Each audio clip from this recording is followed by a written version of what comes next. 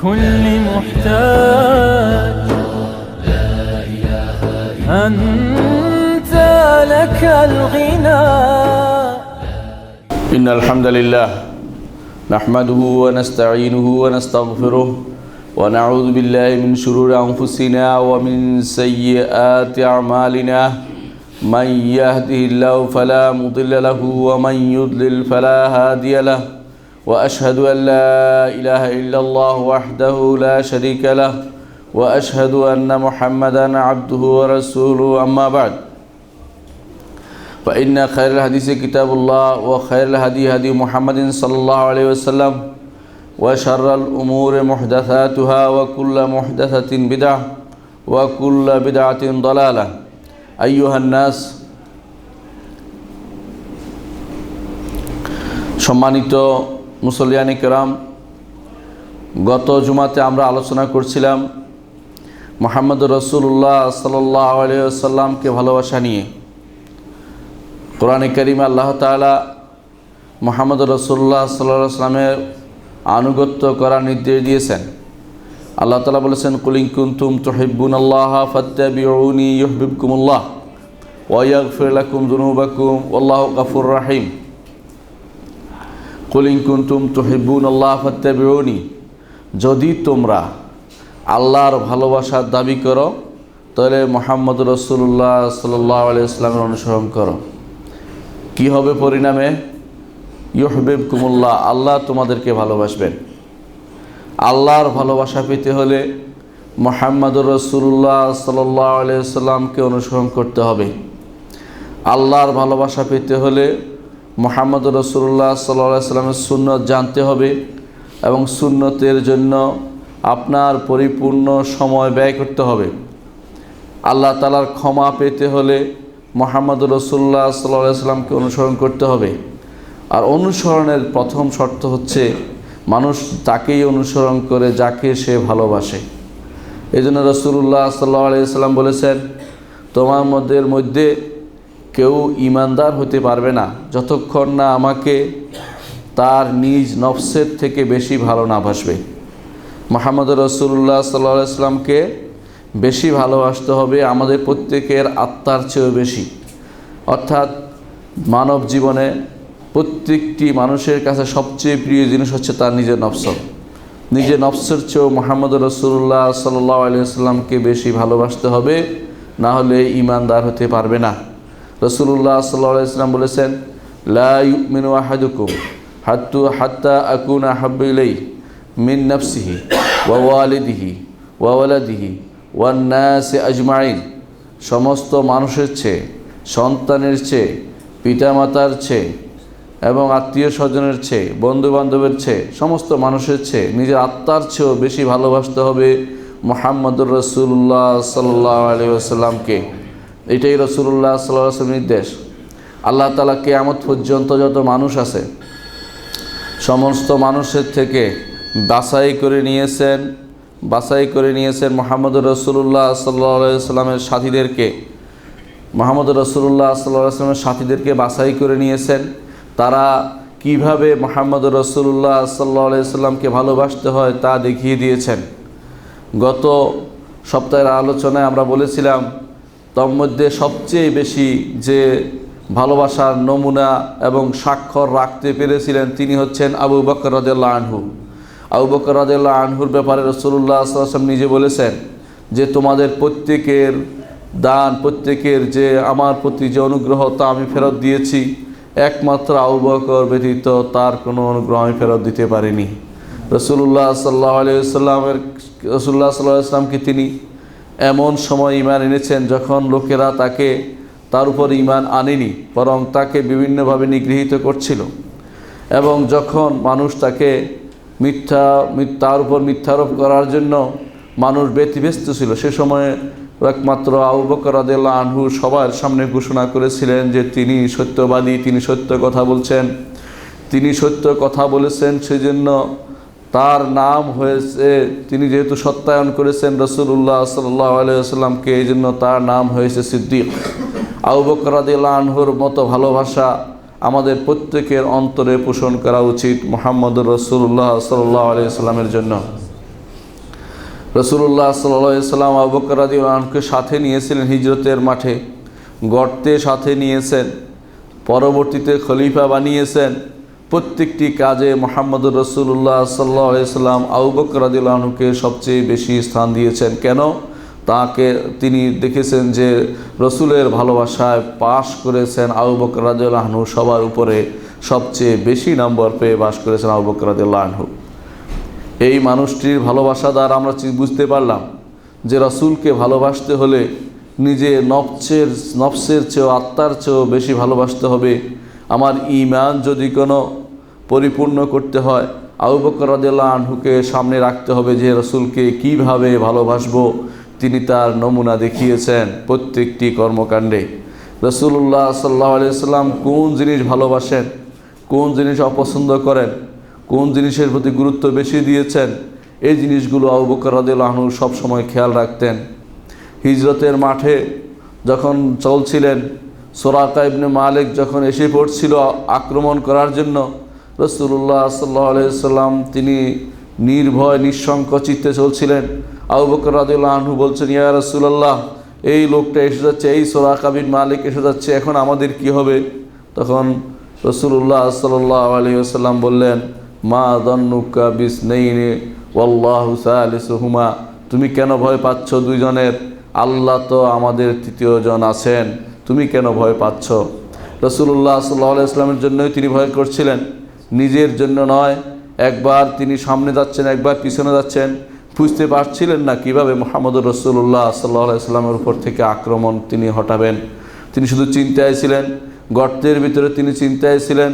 কোরআনে কারিমে আল্লাহ তাআলা সে আয়াত নাজিল করে জানিয়ে দিলেন যে আপনি যেই ভয় পাচ্ছেন, তোমরা যদি কোনো সাহায্য না করো তাহলে তাকে আল্লাহই সাহায্য করবে। যখন সাহায্য করেছিলেন তারা আল্লাহ তাআলা তাকে গর্তের ভিতরে, কোরআনে কারিমে আয়াত নাজিল করেছেন আল্লাহ তাআলা, ইল্লা তানসুরু ফাকাদ নাসারাহুল্লাহ ইজ আখরাজাহুল্লাযীনা কাফারু তানিয়া ইসনাইন ইয হুমা ফিল গার ইয ইয়াকুল লিসাহিবি লা তাহজান ইন্নাল্লাহা মা'ানা। তোমরা যদি সহযোগিতা না করো, এই দিনকে সহযোগিতা না করলে আল্লাহ তাআলার দিনকে সহযোগিতা করবেন। সমস্ত মানুষের জন্য এই ঘোষণা কিয়ামত পর্যন্ত যে তোমাদের কাছে তোমাদের সহযোগিতার প্রার্থী নয়, আল্লাহ তাআলা তার দিনকে অবশ্যই রক্ষা করবেন। তোমরা যদি কোনো আল্লাহর দিনকে রক্ষা করতে এগিয়ে না আসো, আল্লাহর দিন আল্লাহ তাআলা অবশ্যই রক্ষা করবেন। আর যদি তোমরা এগিয়ে আসো, তোমাদের এই লাভ কী লাভ? সেটা আল্লাহ তাআলা লিয়াত্তাখিযা মিনকুম শুহাদা, তোমাদের থেকে শহীদ নেবেন, তোমাদের সাক্ষ্য নেবেন, তোমাদেরকে আল্লাহর দিনের খাদেম হিসাবে কবুল করবেন। এইটা তোমাদের লাভ। না হলে আল্লাহর দিনের জন্য আল্লাহ তাআলা নিজেই যথেষ্ট। তিনি সাহায্য করেছেন তার নবীকে। কিভাবে সাহায্য করেছেন? ইদ হুমা ফিল গার, যখন তারা দুইজন গর্তের ভিতরে ছিল। এই দুইজন বিল ইজমা, সমস্ত মানুষের ঐক্যমতে এই দুইজন হচ্ছেন, একজন হচ্ছেন মুহাম্মদুর রাসূলুল্লাহ সাল্লাল্লাহু আলাইহি সাল্লাম, আরেকজন হচ্ছেন আবু বকর রাদিয়াল্লাহু আনহু। এই দুইজন গর্তের ভিতরে ছিলেন। তখন পা দেখা যাচ্ছিল। আবু বকর রাদিয়াল্লাহু আনহু ভয় পেয়ে গেলেন, বললেন যে ইয়া রাসূলুল্লাহ, এরা তো অনেক মানুষ, আমরা মাত্র দুজন, ওদের পা দেখা যাচ্ছে, কি হবে? তখন আল্লাহ তাআলা নাজিল করলেন ফাআনজাল্লাহু, আল্লাহ তাআলা তাদের উপর সাকিনা নাজিল করলেন, প্রশান্তি নাজিল করলেন এবং আবু বকর রাদিয়াল্লাহু আনহুর প্রশান্তি দিলেন। রাসূলুল্লাহ সাল্লাল্লাহু আলাইহি ওয়াসাল্লাম বললেন যে কেন তুমি ভয় পাচ্ছ? আল্লাহ আমাদের তৃতীয় জন আছেন। সব কিছু ভয় কিন্তু আবু বকর রাদিয়াল্লাহু নিজের জন্য পাচ্ছিলেন না, তিনি পাচ্ছিলেন মুহাম্মদুর রাসূলুল্লাহ সাল্লাল্লাহু আলাইহি ওয়াসাল্লামের জন্য। রাসূলুল্লাহ সাল্লাল্লাহু আলাইহি ওয়াসাল্লামের ভালোবাসার এই জন্য প্রথম নমুনা হচ্ছে যে তাকে পাওয়ার আকাঙ্ক্ষা করা। রাসূলুল্লাহ সাল্লাল্লাহু আলাইহি ওয়াসাল্লাম একদিন বললেন যে ওয়াদিতু ইন্নী লা আরা ইখওয়ানি, আমি আশা করছি আমার ভাইদের যদি আমি দেখতে পেতাম। সাহাবায়ে কেরাম বললেন ইয়া রাসূলুল্লাহ আলাসনা ইখওয়ানুক, আমরা কি আপনার ভাই নয়? রাসূলুল্লাহ সাল্লাল্লাহু আলাইহি ওয়াসাল্লাম তখন বললেন না, তোমরা তো আমার সাথী, আমার সেই ভাইরা এখনও আসেনি যারা জীবনের সব কিছু বেরিয়ে দিয়ে চাইবে আমাকে এক নজর দেখতে, আমার সাথে থাকতে, আমার সাথে কথা বলতে তারা আগ্রহী হবে। সেই লোকগুলি এখনও আসেনি, তাদেরকে আমি দেখতে চাচ্ছি। এই হচ্ছে আমাদের এই বর্তমান যুগে যারা রাসূলুল্লাহ সাল্লাল্লাহু আলাইহি ওয়াসাল্লামকে ভালোবাসবেন, তাদের সাথে রাসূলুল্লাহ সাল্লাল্লাহু আলাইহি ওয়াসাল্লাম দেখার আকাঙ্ক্ষা, তাদেরকে রাসূল দেখতে চেয়েছেন। কিয়ামত পর্যন্ত যত মানুষ মুহাম্মদুর রাসূলুল্লাহ সাল্লাল্লাহু আলাইহি ওয়াসাল্লামকে ভালোবাসবেন, সব কিছুর উপরে তাকে তার ভালোবাসাকে স্থান দিবেন, তাকে হারানোর বেদনা সবাইকে যেমনিভাবে পেয়ে বসবে, এ হচ্ছে তাদের নমুনা। সত্যিকার অর্থে তারা রাসূলুল্লাহ সাল্লাল্লাহু আলাইহি ওয়াসাল্লামকে ভালোবেসেছেন। তারা সবসময় চাইবেন যে রাসূলুল্লাহ সাল্লাল্লাহু আলাইহি ওয়াসাল্লামকে যেন দেখেন, রাসূলুল্লাহ সাল্লাল্লাহু আলাইহি ওয়াসাল্লাম তাদের হাসর হয় কিয়ামতের মাঠে, জান্নাতে এবং সব জায়গায় যেন রাসূলুল্লাহ সাল্লাল্লাহু আলাইহি ওয়াসাল্লাম তাদের সাথী হয়। এই আশা প্রত্যেকটি ঈমানদার তার অন্তরে পোষণ করে থাকে।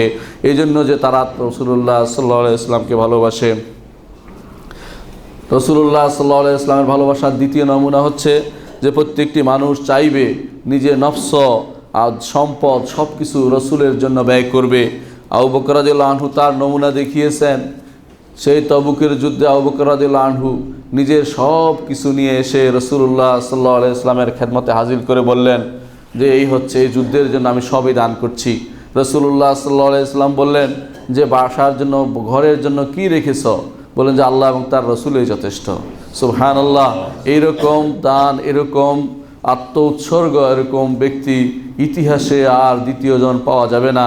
তাদের মতো হতে হবে। কবি যেমন বলেছিলেন, উলাইকা আবাই ফাজিনা বিমিসলিহিম ইদা জামাতা ইয়া জারিরুল মুজামিউ, যে তারা আমার পূর্বসূরি, তাদের নিয়ে গর্ব করি। ওহে জরির, কোথায় পাবে বিশ্বজুড়ে তাদের জুড়ি? কোথায় পাবেন তাদের জুড়ি? সালফে সালেহিন আবু বকর রাদিয়াল্লাহু আনহু হইতে শুরু করে সাহাবায়ে কেরাম রিদওয়ানুল্লাহি আলাইহিম আজমাইন, তারা প্রত্যেকে চাইতেন পৃথিবীর সমস্ত তীর তাদের গায়ে বিদ্ধ হোক, কিন্তু মুহাম্মদুর রাসূলুল্লাহ সাল্লাল্লাহু আলাইহি ওয়াসাল্লাম অক্ষত থাকুক। প্রত্যেকে চাইতেন জীবনের সমস্ত সম্পদ রসুলের পায়ের কাছে বিলিয়ে দিবেন, রসুলের সুন্নত অক্ষত থাকুক, রসুল অক্ষত থাকুক, এটা প্রত্যেকে চাইতেন। এটাই প্রমাণ করে রাসূলুল্লাহ সাল্লাল্লাহু আলাইহি ওয়াসাল্লামকে তারা সত্যিকার অর্থে ভালোবেসেছেন। শত শত মানুষ রাসূলুল্লাহ সাল্লাল্লাহু আলাইহি ওয়াসাল্লামের আহ্বানে সাড়া দিয়ে জান দিয়ে দিয়েছেন। বহু মানুষ রাসূলুল্লাহ সাল্লাল্লাহু আলাইহি ওয়াসাল্লামকে ভালোবেসে জীবনের সব কিছু উৎসর্গ করেছেন। এসবই প্রমাণ করে যে সাহাবায়ে কেরামকে আল্লাহ তাআলা কিয়ামত পর্যন্ত সমস্ত মানুষ থেকে বাছাই করে নিয়েছেন। এই জন্য আব্দুল্লাহ ইবনে মাসউদ রাদিয়াল্লাহু আনহু বলেন, উলাইকা আসহাবু রাসূলিল্লাহি সাল্লাল্লাহু আলাইহি ওয়াসাল্লাম, এরা হচ্ছে রাসূলুল্লাহ সাল্লাল্লাহু আলাইহি ওয়াসাল্লামের সাথী। তাদেরকে আল্লাহ তাআলা কিয়ামত পর্যন্ত সমস্ত মানুষ থেকে বাছাই করে রসুলের সাথী হওয়ার জন্য কবুল করেছেন। কানা আকাল্লুন নাস তাকাল্লুফান, তারা কোনো রকমের ভনিতা করতো না। সুন্নতের ব্যাপারে তারা ছিল অত্যন্ত বেশি আমলকারী, বেদাত থেকে অত্যন্ত দূরে অবস্থানকারী। এরা হচ্ছে মুহাম্মদুর রাসূলুল্লাহ সাল্লাল্লাহু আলাইহি ওয়াসাল্লামের সাথী। তাদেরকে যদি আপনি তাদের সময়ে তাদের অবস্থান গ্রহণ করতে পারেন, আপনি হবেন দুনিয়া এবং আখিরাতে সৌভাগ্যবানদের অন্তর্ভুক্ত। রাসূলুল্লাহ সাল্লাল্লাহু আলাইহি ওয়াসাল্লামকে যদি ভালোবাসতে হয়, তৃতীয় যে কাজটি করতে হবে, রসুলের নির্দেশকে পালন করতে হবে আর রসুলের নিষেধকে পরিত্যাগ করতে হবে।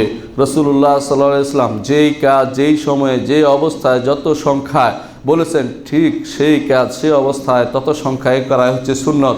এর বাইরে আর অন্য রকম করাই হবে বেদাত। রাসূলুল্লাহ সাল্লাল্লাহু আলাইহি ওয়াসাল্লাম যে কাজটি থেকে নিষেধ করেছেন সেই কাজটি পরিত্যাগ করতে হবে এবং সেই কাজ যে করবে তাকে ঘৃণা করতে হবে। রাসূলুল্লাহ সাল্লাল্লাহু আলাইহি ওয়াসাল্লাম তা আমাদেরকে শিখিয়ে দিয়েছেন। তিনি বলেছেন, মান রাআ মিনকুম মুনকারান ফালিয়ুগাইয়িরু বিয়াদিহি ফাইল্লাম ইয়াস্তাতি' ফাবিলিসানিহি ফাইল্লাম ইয়াস্তাতি' ফাবিকলবিহি ওয়া যালিকা আদরাফুল ঈমান। অন্যায় দেখলে তা অবশ্যই হাত দ্বারা প্রতিহত করতে হবে, না পারলে মুখ দিয়ে, না পারলে তা যেন অন্তরের মধ্যে তাদের এই অন্যায়ের প্রতি ঘৃণা থাকে এবং অন্যায়কে পরিবর্তন করার নিয়ত থাকে। ওয়াযালিকা আদরাফুল ঈমান। আর এ হচ্ছে সবচেয়ে দুর্বল ঈমানের লক্ষণ। সম্মানিত মুসল্লিয়ানে কেরাম, আজকের দিনে আমরা এমন একটি ক্ষণে উপস্থিত হয়েছি যখন বেদাতের খুব ছড়াছড়ি হচ্ছে। কয়েকদিনের মধ্যেই একটি বেদাত সারা দুনিয়া ছড়িয়ে যাবে এবং সারা দুনিয়ার বিভিন্ন স্থানে বেদাতটি প্রসার লাভ করবে। অনেকেই এই বেদাত নিয়ে অহংকার করবে, এই করেছি, সেই করেছি। আমরা আজ এই বিষয়টি নিয়ে আলোচনা করতে চাচ্ছি, তা হচ্ছে কিভাবে বেদাত ছড়িয়ে পড়ে, বেদাত কেন পরিত্যাগ করতে হবে। সুন্নতকে ভালোবাসতে হবে। যেমনি রসুলকে ভালোবাসার একটি আলামত হচ্ছে রসুলের সুন্নতকে ভালোবাসা, তেমনিভাবে রসুলের ভালোবাসার আরেকটি আলামত হচ্ছে বেদাত পরিত্যাগ করা, রসুলের দ্বীনের মধ্যে কোনো কিছু প্রবেশ করানো থেকে পবিত্র করা। বেদাত কী জিনিস? বেদাত হচ্ছে দেখতে মনে হয় যেন খারাপ নয়, কিন্তু আসলে খারাপ, কারণ রাসূলুল্লাহ সাল্লাল্লাহু আলাইহি ওয়াসাল্লাম তা অনুমোদন করেননি। দেখতে মনে হবে শরীয়তের তো মতোই, অসুবিধা কি? এই অসুবিধা কিটাই মূলত অসুবিধা, কারণ রাসূলুল্লাহ সাল্লাল্লাহু আলাইহি ওয়াসাল্লাম যদি প্রবর্তন না করেন সেটাই অসুবিধা আপনি প্রবর্তন করলে, কারণ এটাই হচ্ছে বেদাত, যেটা দেখতে শরীয়তের মতো অথচ তা শরীয়ত নয়। এটা পার্থক্য করে একমাত্র রসুলের সুন্নতের পুঙ্খানুপুঙ্খ অনুসরণ করতে হবে। এই বেদাত অবশ্যই পরিত্যাগ করতে হবে। কেন করতে হবে? কারণ আল্লাহ তাআলা কোরআনে কারিমে বলে দিয়েছেন, আল-ইয়াউমা আকমালতু লাকুম দীনাকুম ওয়া আতমামতু আলাইকুম নি'মাতি ওয়া রাদিতু লাকুমুল ইসলামা দীনা। আজকের দিনে পূর্ণ করে দিলাম তোমাদের জন্য তোমাদের দিন, ওয়া আতমামতু আলাইকুম নি'মাতি, পূর্ণতা দিলাম আমার নেয়ামত তোমাদের জন্য। দুটি শব্দ ব্যবহার করেছেন, একটা হচ্ছে একমাল, আরেকটি হচ্ছে ইতমাম। একমাল বলা হয় সৌন্দর্য বর্ধিত কোনো কিছু পূর্ণ করে দেয়া। আপনার গায়ে পোশাক আছে, আরও সুন্দর পোশাক যদি হন আপনি কামেল হবেন, পরিপূর্ণতা লাভ করবেন বাহ্যিক ভূষণে। আর অভ্যন্তরীণ পূর্ণতা হচ্ছে ইতমাম। কোরআনে কারিমে আল্লাহ তাআলা দুইটি জিনিসে বর্ণনা করেছেন। এই দিন সর্বদিক থেকে পরিপূর্ণ, সৌন্দর্যের দিক থেকে পরিপূর্ণ। কোন সৌন্দর্য আপনি চান? বিশ্বাস করেন এই দিনের প্রত্যেকটি জিনিস সুন্দর।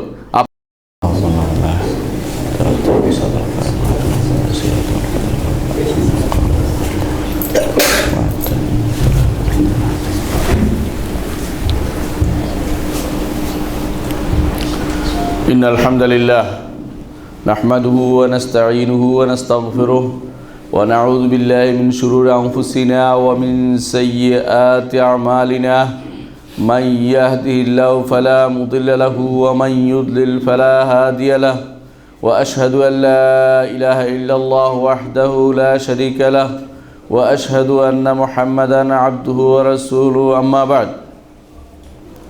فإن خير الحديث كتاب الله وخير الهدي هدي محمد صلى الله عليه وسلم وشر الأمور محدثاتها وكل محدثة بدعة وكل بدعة ضلالة أيها الناس। সম্মানিত মুসল্লিয়ানে কেরাম, গত জুমাতে আমরা আলোচনা করছিলাম মুহাম্মদ রাসূলুল্লাহ সাল্লাল্লাহু আলাইহি ওয়াসাল্লামকে ভালোবাসা নিয়ে। কোরআনে কারিমে আল্লাহ তাআলা মুহাম্মদ রাসূলুল্লাহ সাল্লাল্লাহু আলাইহি ওয়াসাল্লামের আনুগত্য করার নির্দেশ দিয়েছেন। আল্লাহ তাআলা বলেছেন, কুল ইন কুনতুম তুহিব্বুনাল্লাহা ফাত্তাবিউনি ইউহিব্বুকুমুল্লাহ ওয়া ইয়াগফির লাকুম যুনুবাকুম ওয়াল্লাহু গফুরুর রহিম।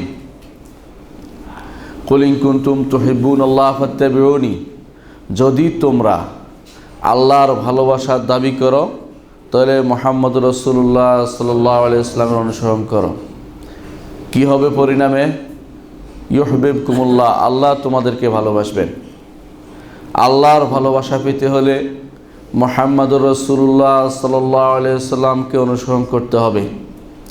আল্লাহর ভালোবাসা পেতে হলে মুহাম্মদুর রাসূলুল্লাহ সাল্লাল্লাহু আলাইহি ওয়াসাল্লামের সুন্নত জানতে হবে এবং সুন্নতের জন্য আপনার পরিপূর্ণ সময় ব্যয় করতে হবে। আল্লাহ তাআলার ক্ষমা পেতে হলে মুহাম্মদুর রাসূলুল্লাহ সাল্লাল্লাহু আলাইহি ওয়াসাল্লামকে অনুসরণ করতে হবে। আর অনুসরণের প্রথম শর্ত হচ্ছে মানুষ তাকেই অনুসরণ করে যাকে সে ভালোবাসে। এই জন্য রাসূলুল্লাহ সাল্লাল্লাহু আলাইহি ওয়াসাল্লাম বলেছেন, তোমার মধ্যে কেউ ঈমানদার হতে পারবে না যতক্ষণ না আমাকে তার নিজ নফসের থেকে বেশি ভালো না বাসবে। মুহাম্মদুর রাসূলুল্লাহ সাল্লাল্লাহু আলাইহি ওয়াসাল্লামকে বেশি ভালোবাসতে হবে আমাদের প্রত্যেকের আত্মার চেয়েও বেশি। অর্থাৎ মানব জীবনে প্রত্যেকটি মানুষের কাছে সবচেয়ে প্রিয় জিনিস হচ্ছে তার নিজের নফস। নিজের নফসের চেয়েও মুহাম্মদুর রাসূলুল্লাহ সাল্লাল্লাহু আলাইহি ওয়াসাল্লামকে বেশি ভালোবাসতে হবে, না হলে ঈমানদার হতে পারবে না।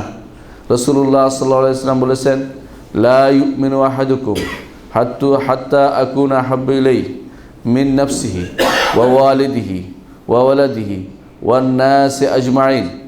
সমস্ত মানুষের চেয়ে, সন্তানের চেয়ে, পিতামাতার চেয়ে এবং আত্মীয় স্বজনের চেয়ে, বন্ধুবান্ধবের চেয়ে, সমস্ত মানুষের চেয়ে নিজের আত্মার চেয়েও বেশি ভালোবাসতে হবে মুহাম্মদুর রাসূলুল্লাহ সাল্লাল্লাহু আলাইহি ওয়াসাল্লামকে। এটাই রাসূলুল্লাহ সাল্লাল্লাহু আলাইহি ওয়াসাল্লামের নির্দেশ। আল্লাহ তাআলা কিয়ামত পর্যন্ত যত মানুষ আছে সমস্ত মানুষের থেকে বাছাই করে নিয়েছেন মুহাম্মদুর রাসূলুল্লাহ সাল্লাল্লাহু আলাইহি ওয়াসাল্লামের সাথীদেরকে। মুহাম্মদুর রাসূলুল্লাহ সাল্লাল্লাহু আলাইহি ওয়াসাল্লামের সাথীদেরকে বাছাই করে নিয়েছেন। তারা কিভাবে মুহাম্মদুর রাসূলুল্লাহ সাল্লাল্লাহু আলাইহি ওয়াসাল্লামকে ভালোবাসতে হয় তা দেখিয়ে দিয়েছেন। গত সপ্তাহের আলোচনায় আমরা বলেছিলাম তার মধ্যে সবচেয়ে বেশি যে ভালোবাসার নমুনা এবং স্বাক্ষর রাখতে পেরেছিলেন তিনি হচ্ছেন আবু বকর রাদিয়াল্লাহু আনহু। আবু বকর রাদিয়াল্লাহু আনহুর ব্যাপারে রাসূলুল্লাহ সাল্লাল্লাহু আলাইহি ওয়াসাল্লাম নিজে বলেছেন যে তোমাদের প্রত্যেকের দান, প্রত্যেকের যে আমার প্রতি যে অনুগ্রহ তা আমি ফেরত দিয়েছি, একমাত্র আবু বকর ব্যতীত তার কোনো অনুগ্রহ আমি ফেরত দিতে পারিনি। রাসূলুল্লাহ সাল্লাল্লাহু আলাইহি ওয়াসাল্লামকে তিনি এমন সময় ঈমান এনেছেন যখন লোকেরা তার উপর ঈমান আনেনি, বরং তাকে বিভিন্নভাবে নিগৃহীত করছিল। এবং যখন মানুষ তাকে তার উপর মিথ্যারোপ করার জন্য মানুষ ব্যতিব্যস্ত ছিল, সে সময়ে একমাত্র আবু বকর রাদিয়াল্লাহু আনহু সবার সামনে ঘোষণা করেছিলেন যে তিনি সত্যবাদী, তিনি সত্য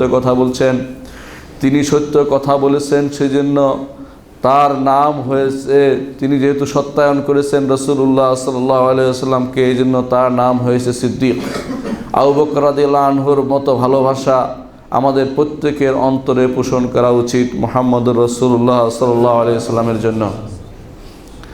রাসূলুল্লাহ সাল্লাল্লাহু আলাইহি ওয়াসাল্লাম আবু বকর রাদিয়াল্লাহু আনহুকে সাথে নিয়েছিলেন হিজরতের মাঠে, গর্তে সাথে নিয়েছেন, পরবর্তীতে খলিফা বানিয়েছেন। প্রত্যেকটি কাজে মুহাম্মদুর রাসূলুল্লাহ সাল্লাল্লাহু আলাইহি ওয়াসাল্লাম আবু বকর রাদিয়াল্লাহু আনহুকে সবচেয়ে বেশি স্থান দিয়েছেন। কেন? তিনি দেখেছেন যে রসুলের ভালোবাসায় পাশ করেছেন আবু বকর রাদিয়াল্লাহু আনহু, সবার উপরে সবচেয়ে বেশি নম্বর পেয়ে বাস করেছেন আবু বকর রাদিয়াল্লাহু আনহু।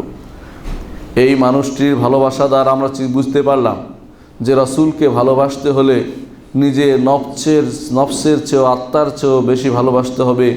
আমার ঈমান যদি কোনো পরিপূর্ণ করতে হয়, আবু বকর রাদিয়াল্লাহু আনহুকে সামনে রাখতে হবে যে রসুলকে কিভাবে ভালোবাসবো তিনি তার নমুনা দেখিয়েছেন প্রত্যেকটি কর্মকাণ্ডে। রাসূলুল্লাহ সাল্লাল্লাহু আলাইহি ওয়াসাল্লাম কোন জিনিস ভালোবাসেন, কোন জিনিস অপছন্দ করেন, কোন জিনিসের প্রতি গুরুত্ব বেশি দিয়েছেন, এই জিনিসগুলো আবু বকর রাদিয়াল্লাহু আনহু সবসময় খেয়াল রাখতেন।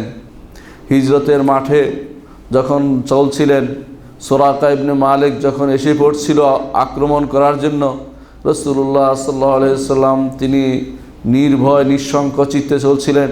আবু বকর রাদিয়াল্লাহু আনহু বলছেন, ইয়া রাসূলুল্লাহ, এই লোকটা এসে যাচ্ছে, এই সুরাকা বিন মালিক এসে যাচ্ছে, এখন আমাদের কি হবে? তখন রাসূলুল্লাহ সাল্লাল্লাহু আলাইহি ওয়াসাল্লাম বললেন, মা যান্নুকা বিসনাইনি ওয়াল্লাহু সালিসুহুমা, তুমি কেন ভয় পাচ্ছ দুইজনের?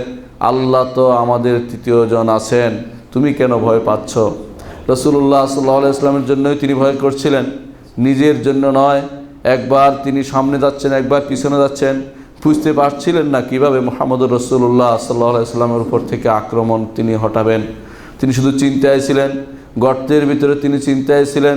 কোরআনে কারিমে আল্লাহ তাআলা সে আয়াত নাজিল করে জানিয়ে দিলেন যে আপনি যে ভয় পাচ্ছেন, তোমরা যদি কোনো সাহায্য না করো তাহলে তাকে আল্লাহই সাহায্য করবে। যখন সাহায্য করেছিলেন আল্লাহ তাআলা তাকে গর্তের ভিতরে, কোরআনে কারিমে আয়াত নাজিল করেছেন আল্লাহ তাআলা, ইল্লা তানসুরু ফাকাদ নাসারাহুল্লাহ ইজ আখরাজাহুল্লাযীনা কাফারু তানিয়া ইসনাইন ইয হুমা ফিল গার ইয ইয়াকুলু লিসাহিবি লা তাহজান ইন্নাল্লাহা মা'ানা। তোমরা যদি সহযোগিতা না করো, এই দিনকে সহযোগিতা না করলে আল্লাহ তাআলার দিনকে সহযোগিতা করবেন। সমস্ত মানুষের জন্য এই ঘোষণা কিয়ামত পর্যন্ত যে তোমাদের কাছে তোমাদের সহযোগিতার প্রার্থী নয়, আল্লাহ তাআলা তার দিনকে অবশ্যই রক্ষা করবেন। তোমরা যদি কোনো আল্লাহর দিনকে রক্ষা করতে এগিয়ে না আসো, আল্লাহর দিন আল্লাহ তাআলা অবশ্যই রক্ষা করবেন। আর যদি তোমরা এগিয়ে আসো, তোমাদের এই লাভ কী লাভ সেটা আল্লাহ তাআলা লিয়াত্তাখিযা মিনকুম শুহাদা, তোমাদের থেকে শহীদ নেবেন, তোমাদের সাক্ষ্য নেবেন, তোমাদেরকে আল্লাহর দিনের খাদেম হিসাবে কবুল করবেন। এইটা তোমাদের লাভ। না হলে আল্লাহর দিনের জন্য আল্লাহ তাআলা নিজেই যথেষ্ট। তিনি সাহায্য করেছেন তার নবীকে। কিভাবে সাহায্য করেছেন? ইদ হুমা ফিল গার, যখন তারা দুইজন গর্তের ভিতরে ছিল, এই দুইজন বিল ইজমা, সমস্ত মানুষের ঐক্যমতে দুইজন হচ্ছেন, একজন হচ্ছেন মুহাম্মদুর রাসূলুল্লাহ সাল্লাল্লাহু আলাইহি ওয়াসাল্লাম, আরেকজন হচ্ছেন আবু বকর রাদিয়াল্লাহু আনহু। এই দুইজন গর্তের ভিতরে ছিলেন, তখন পা দেখা যাচ্ছিল। আবু বকর রাদিয়াল্লাহু আনহু ভয় পেয়ে গেলেন, বললেন যে ইয়া রাসূলুল্লাহ, এরা তো অনেক মানুষ, আমরা মাত্র দুজন, ওদের পা দেখা যাচ্ছে, কি হবে? তখন আল্লাহ তাআলা নাজিল করলেন ফাআনজাল্লাহু, আল্লাহ তাআলা তাদের উপর সাকিনা নাজিল করলেন, প্রশান্তি নাজিল করলেন এবং আবু বকর রাদিয়াল্লাহু আনহুর প্রশান্তি দিলেন। রাসূলুল্লাহ সাল্লাল্লাহু আলাইহি ওয়াসাল্লাম বললেন যে কেন তুমি ভয় পাচ্ছ? আল্লাহ আমাদের তৃতীয়জন আছেন। সব কিছু ভয় কিন্তু আবু বকর রাদিয়াল্লাহু নিজের জন্য পাচ্ছিলেন না, তিনি পাচ্ছিলেন মুহাম্মদুর রাসূলুল্লাহ সাল্লাল্লাহু আলাইহি ওয়াসাল্লামের জন্য। রাসূলুল্লাহ সাল্লাল্লাহু আলাইহি ওয়াসাল্লামের ভালোবাসার এই জন্য প্রথম নমুনা হচ্ছে যে তাকে পাওয়ার আকাঙ্ক্ষা করা। রাসূলুল্লাহ সাল্লাল্লাহু আলাইহি ওয়াসাল্লাম একদিন বললেন যে ওয়াদিতু ইন্নী লা আরা ইখওয়ানি, আমি আশা করছি আমার ভাইদের যদি আমি দেখতে পেতাম। সাহাবায়ে কেরাম বলেন ইয়া রাসূলুল্লাহ আলাসনা ইখওয়ানুক, আমরা কি আপনার ভাই নয়? রাসূলুল্লাহ সাল্লাল্লাহু আলাইহি ওয়াসাল্লাম তখন বললেন না, তোমরা তো আমার সাথী, আমার সেই ভাইরা এখনো আসেনি যারা জীবনের সব কিছু বেরিয়ে দিয়ে চাইবে আমাকে এক নজর দেখতে, আমার সাথে থাকতে, আমার সাথে কথা বলতে তারা আগ্রহী হবে, সেই লোকগুলি এখনও আসেনি, তাদেরকে আমি দেখতে চাচ্ছি। এই হচ্ছে আমাদের এই বর্তমান যুগে যারা রাসূলুল্লাহ সাল্লাল্লাহু আলাইহি ওয়াসাল্লামকে ভালোবাসবেন, তাদের সাথে রাসূলুল্লাহ সাল্লাল্লাহু আলাইহি ওয়াসাল্লাম দেখার আকাঙ্ক্ষা, তাদেরকে রাসূল দেখতে চেয়েছেন। কিয়ামত পর্যন্ত যত মানুষ মুহাম্মদুর রাসূলুল্লাহ সাল্লাল্লাহু আলাইহি ওয়াসাল্লামকে ভালোবাসবেন, সব কিছুর উপরে তাকে তার ভালোবাসাকে স্থান দিবেন, তাকে হারানোর বেদনা সবাইকে যেমনিভাবে পেয়ে বসবে, এ হচ্ছে তাদের নমুনা। সত্যিকার অর্থে তারা রাসূলুল্লাহ সাল্লাল্লাহু আলাইহি ওয়াসাল্লামকে ভালোবেসেছেন। তারা সবসময় চাইবেন যে রাসূলুল্লাহ সাল্লাল্লাহু আলাইহি ওয়াসাল্লামকে যেন দেখেন, রাসূলুল্লাহ সাল্লাল্লাহু আলাইহি ওয়াসাল্লাম তাদের হাসর হয় কিয়ামতের মাঠে, জান্নাতে এবং সব জায়গায় যেন রাসূলুল্লাহ সাল্লাল্লাহু আলাইহি ওয়াসাল্লাম তাদের সাথী হয়, এই আশা প্রত্যেকটি ঈমানদার তার অন্তরে পোষণ করে থাকে। এই জন্য যে তারা রাসূলুল্লাহ সাল্লাল্লাহু আলাইহি ওয়াসাল্লামকে ভালোবাসে। রাসূলুল্লাহ সাল্লাল্লাহু আলাইহি ওয়াসাল্লামের ভালোবাসার দ্বিতীয় নমুনা হচ্ছে যে প্রত্যেকটি মানুষ চাইবে নিজের নফস আর সম্পদ সব কিছু রাসূলের জন্য ব্যয় করবে। আবু বকর রাদিয়াল্লাহু আনহু তার নমুনা দেখিয়েছেন। সেই তবুকের যুদ্ধে আবু বকর রাদিয়াল্লাহু আনহু নিজের সব কিছু নিয়ে এসে রাসূলুল্লাহ সাল্লাল্লাহু আলাইহি ওয়াসাল্লামের খেদমতে হাজির করে বললেন যে এই হচ্ছে, এই যুদ্ধের জন্য আমি সবই দান করছি। রাসূলুল্লাহ সাল্লাল্লাহু আলাইহি ওয়াসাল্লাম বললেন যে বাসার জন্য, ঘরের জন্য কি রেখেছ? বলেন যে আল্লাহ এবং তার রাসূলই যথেষ্ট। সুবহানাল্লাহ। এইরকম দান, এরকম আত্ম উৎসর্গ, এরকম ব্যক্তি ইতিহাসে আর দ্বিতীয়জন পাওয়া যাবে না। তাদের মতো হতে হবে। কবি যেমন বলেছিলেন উলাইকা আবাই ফাজিনা বিমিসলিহিম ইদা জামাআতা ইয়া জারিরুল মুজামিউ, যে তারা আমার পূর্বসূরি, তাদের নিয়ে গর্ব করি। ওহে জরির, কোথায় পাবে বিশ্বজুড়ে তাদের জুড়ি? কোথায় পাবেন তাদের জুড়ি? সালফে সালেহিন আবু বকর রাদিয়াল্লাহু আনহু হইতে শুরু করে সাহাবায়ে কেরাম রিদওয়ানুল্লাহি আলাইহিম আজমাইন, তারা প্রত্যেকে চাইতেন পৃথিবীর সমস্ত তীর তাদের গায়ে বিদ্ধ হোক, কিন্তু মুহাম্মদুর রাসূলুল্লাহ সাল্লাল্লাহু আলাইহি ওয়াসাল্লাম অক্ষত থাকুক। প্রত্যেকে চাইতেন জীবনের সমস্ত সম্পদ রসুলের পায়ের কাছে বিলিয়ে দিবেন, রসুলের সুন্নত অক্ষত থাকুক, রসুল অক্ষত থাকুক, এটা প্রত্যেকে চাইতেন। এটাই প্রমাণ করে রাসূলুল্লাহ সাল্লাল্লাহু আলাইহি ওয়াসাল্লামকে তারা সত্যিকার অর্থে ভালোবেসেছেন। শত শত মানুষ রাসূলুল্লাহ সাল্লাল্লাহু আলাইহি ওয়াসাল্লামের আহ্বানে সাড়া দিয়ে জান দিয়ে দিয়েছেন। বহু মানুষ রাসূলুল্লাহ সাল্লাল্লাহু আলাইহি ওয়াসাল্লামকে ভালোবেসে জীবনের সব কিছু উৎসর্গ করেছেন। এসবই প্রমাণ করে যে সাহাবায়ে কেরামকে আল্লাহ তাআলা কিয়ামত পর্যন্ত সমস্ত মানুষ থেকে বাছাই করে নিয়েছেন। এই জন্য আব্দুল্লাহ ইবনে মাসউদ রাদিয়াল্লাহু আনহু বলেন উলাইকা আসহাবু রাসূলিল্লাহি সাল্লাল্লাহু আলাইহি ওয়াসাল্লাম, এরা হচ্ছে রাসূলুল্লাহ সাল্লাল্লাহু আলাইহি ওয়াসাল্লামের সাথী। তাদেরকে আল্লাহ তাআলা কিয়ামত পর্যন্ত সমস্ত মানুষ থেকে বাছাই করে রসুলের সাথী হওয়ার জন্য কবুল করেছেন। কানা আকাল্লুন নাস তাকাল্লুফান, তারা কোনো রকমের ভনিতা করতো না। সুন্নতের ব্যাপারে তারা ছিল অত্যন্ত বেশি আমলকারী, বেদাত থেকে অত্যন্ত দূরে অবস্থানকারী। এরা হচ্ছে মুহাম্মদুর রাসূলুল্লাহ সাল্লাল্লাহু আলাইহি ওয়াসাল্লামের সাথী। তাদেরকে যদি আপনি তাদের সময়ে তাদের অবস্থান গ্রহণ করতে পারেন, আপনি হবেন দুনিয়া এবং আখিরাতে সৌভাগ্যবানদের অন্তর্ভুক্ত। রাসূলুল্লাহ সাল্লাল্লাহু আলাইহি ওয়াসাল্লামকে যদি ভালোবাসতে হয়, তৃতীয় যে কাজটি করতে হবে, রসুলের নির্দেশকে পালন করতে হবে আর রসুলের নিষেধকে পরিত্যাগ করতে হবে। রসুল্লাহ সাল্লাল্লাহু আলাইহি ওয়াসাল্লাম যেই কাজ যেই সময়ে যে অবস্থায় যত সংখ্যায় বলেছেন ঠিক সেই কাজ সেই অবস্থায় তত সংখ্যায় করাই হচ্ছে সুন্নত। এর বাইরে আর অন্য রকম করাই হবে বেদাত। রসুল্লাহ সাল্লাল্লাহু আলাইহি ওয়াসাল্লাম যে কাজটি থেকে নিষেধ করেছেন সেই কাজটি পরিত্যাগ করতে হবে এবং সেই কাজ যে করবে তাকে ঘৃণা করতে হবে। রসুল্লাহ সাল্লাল্লাহু আলাইহি ওয়াসাল্লাম তা আমাদেরকে শিখিয়ে দিয়েছেন। তিনি বলেছেন, মান রাআ মিনকুম মুনকারান ফালিয়ুগাইয়িরু বিয়াদিহি ফাইল্লাম ইয়াস্তাতি' ফাবিলিসানিহি ফাইল্লাম ইয়াস্তাতি' ফাবিকলবিহি ওয়া যালিকা আদরাফুল ঈমান। অন্যায় দেখলে তা অবশ্যই হাত দ্বারা প্রতিহত করতে হবে, না পারলে মুখ দিয়ে, না পারলে তা যেন অন্তরের মধ্যে তাদের এই অন্যায়ের প্রতি ঘৃণা থাকে এবং অন্যায়কে পরিবর্তন করার নিয়ত থাকে। ওযালিকা আদরাফুল ঈমান। আর এ হচ্ছে সবচেয়ে দুর্বল ঈমানের লক্ষণ। সম্মানিত মুসল্লিয়ানে কেরাম, আজকের দিনে আমরা এমন একটি ক্ষণে উপস্থিত হয়েছি যখন বেদাতের খুব ছড়াছড়ি হচ্ছে। কয়েকদিনের মধ্যেই একটি বেদাত সারা দুনিয়া ছড়িয়ে যাবে এবং সারা দুনিয়ার বিভিন্ন স্থানে বেদাতটি প্রসার লাভ করবে। অনেকেই এই বেদাত নিয়ে অহংকার করবে, এই করেছি সেই করেছি। আমরা আজ এই বিষয়টি নিয়ে আলোচনা করতে চাচ্ছি, তা হচ্ছে কিভাবে বেদাত ছড়িয়ে পড়ে, বেদাত কেন পরিত্যাগ করতে হবে। সুন্নতকে ভালোবাসতে হবে। যেমনি রসুলকে ভালোবাসার একটি আলামত হচ্ছে রসুলের সুন্নতকে ভালোবাসা, তেমনিভাবে রসুলের ভালোবাসার আরেকটি আলামত হচ্ছে বেদাত পরিত্যাগ করা, রসুলের দ্বীনের মধ্যে কোনো কিছু প্রবেশ করানো থেকে পবিত্র করা। বেদাত কী জিনিস? বেদাত হচ্ছে দেখতে মনে হয় যেন খারাপ নয়, কিন্তু আসলে খারাপ, কারণ রসুল্লাহ সাল্লাল্লাহু আলাইহি ওয়াসাল্লাম তা অনুমোদন করেননি। দেখতে মনে হবে শরীয়তের তো মতোই, অসুবিধা কী?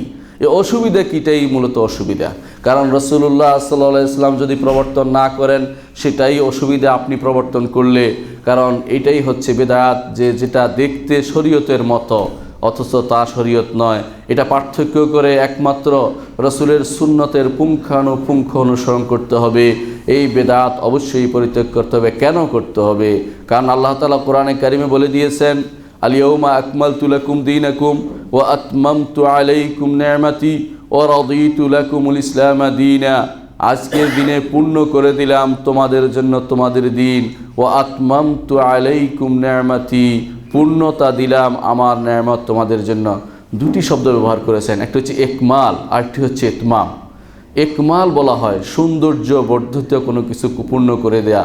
আপনার গায়ে পোশাক আছে, আরও সুন্দর পোশাক যদি হন আপনি কামেল হবেন, পরিপূর্ণতা লাভ করবেন বাহ্যিক ভূষণে। আর অভ্যন্তরীণ পূর্ণতা হচ্ছে ইতমাম। কোরআনে কারিমে আল্লাহ তাআলা দুটি জিনিসে বর্ণনা করেছেন। এই দিন সর্বদিক থেকে পরিপূর্ণ, সৌন্দর্যের দিক থেকে পরিপূর্ণ। কোন সৌন্দর্য আপনি চান?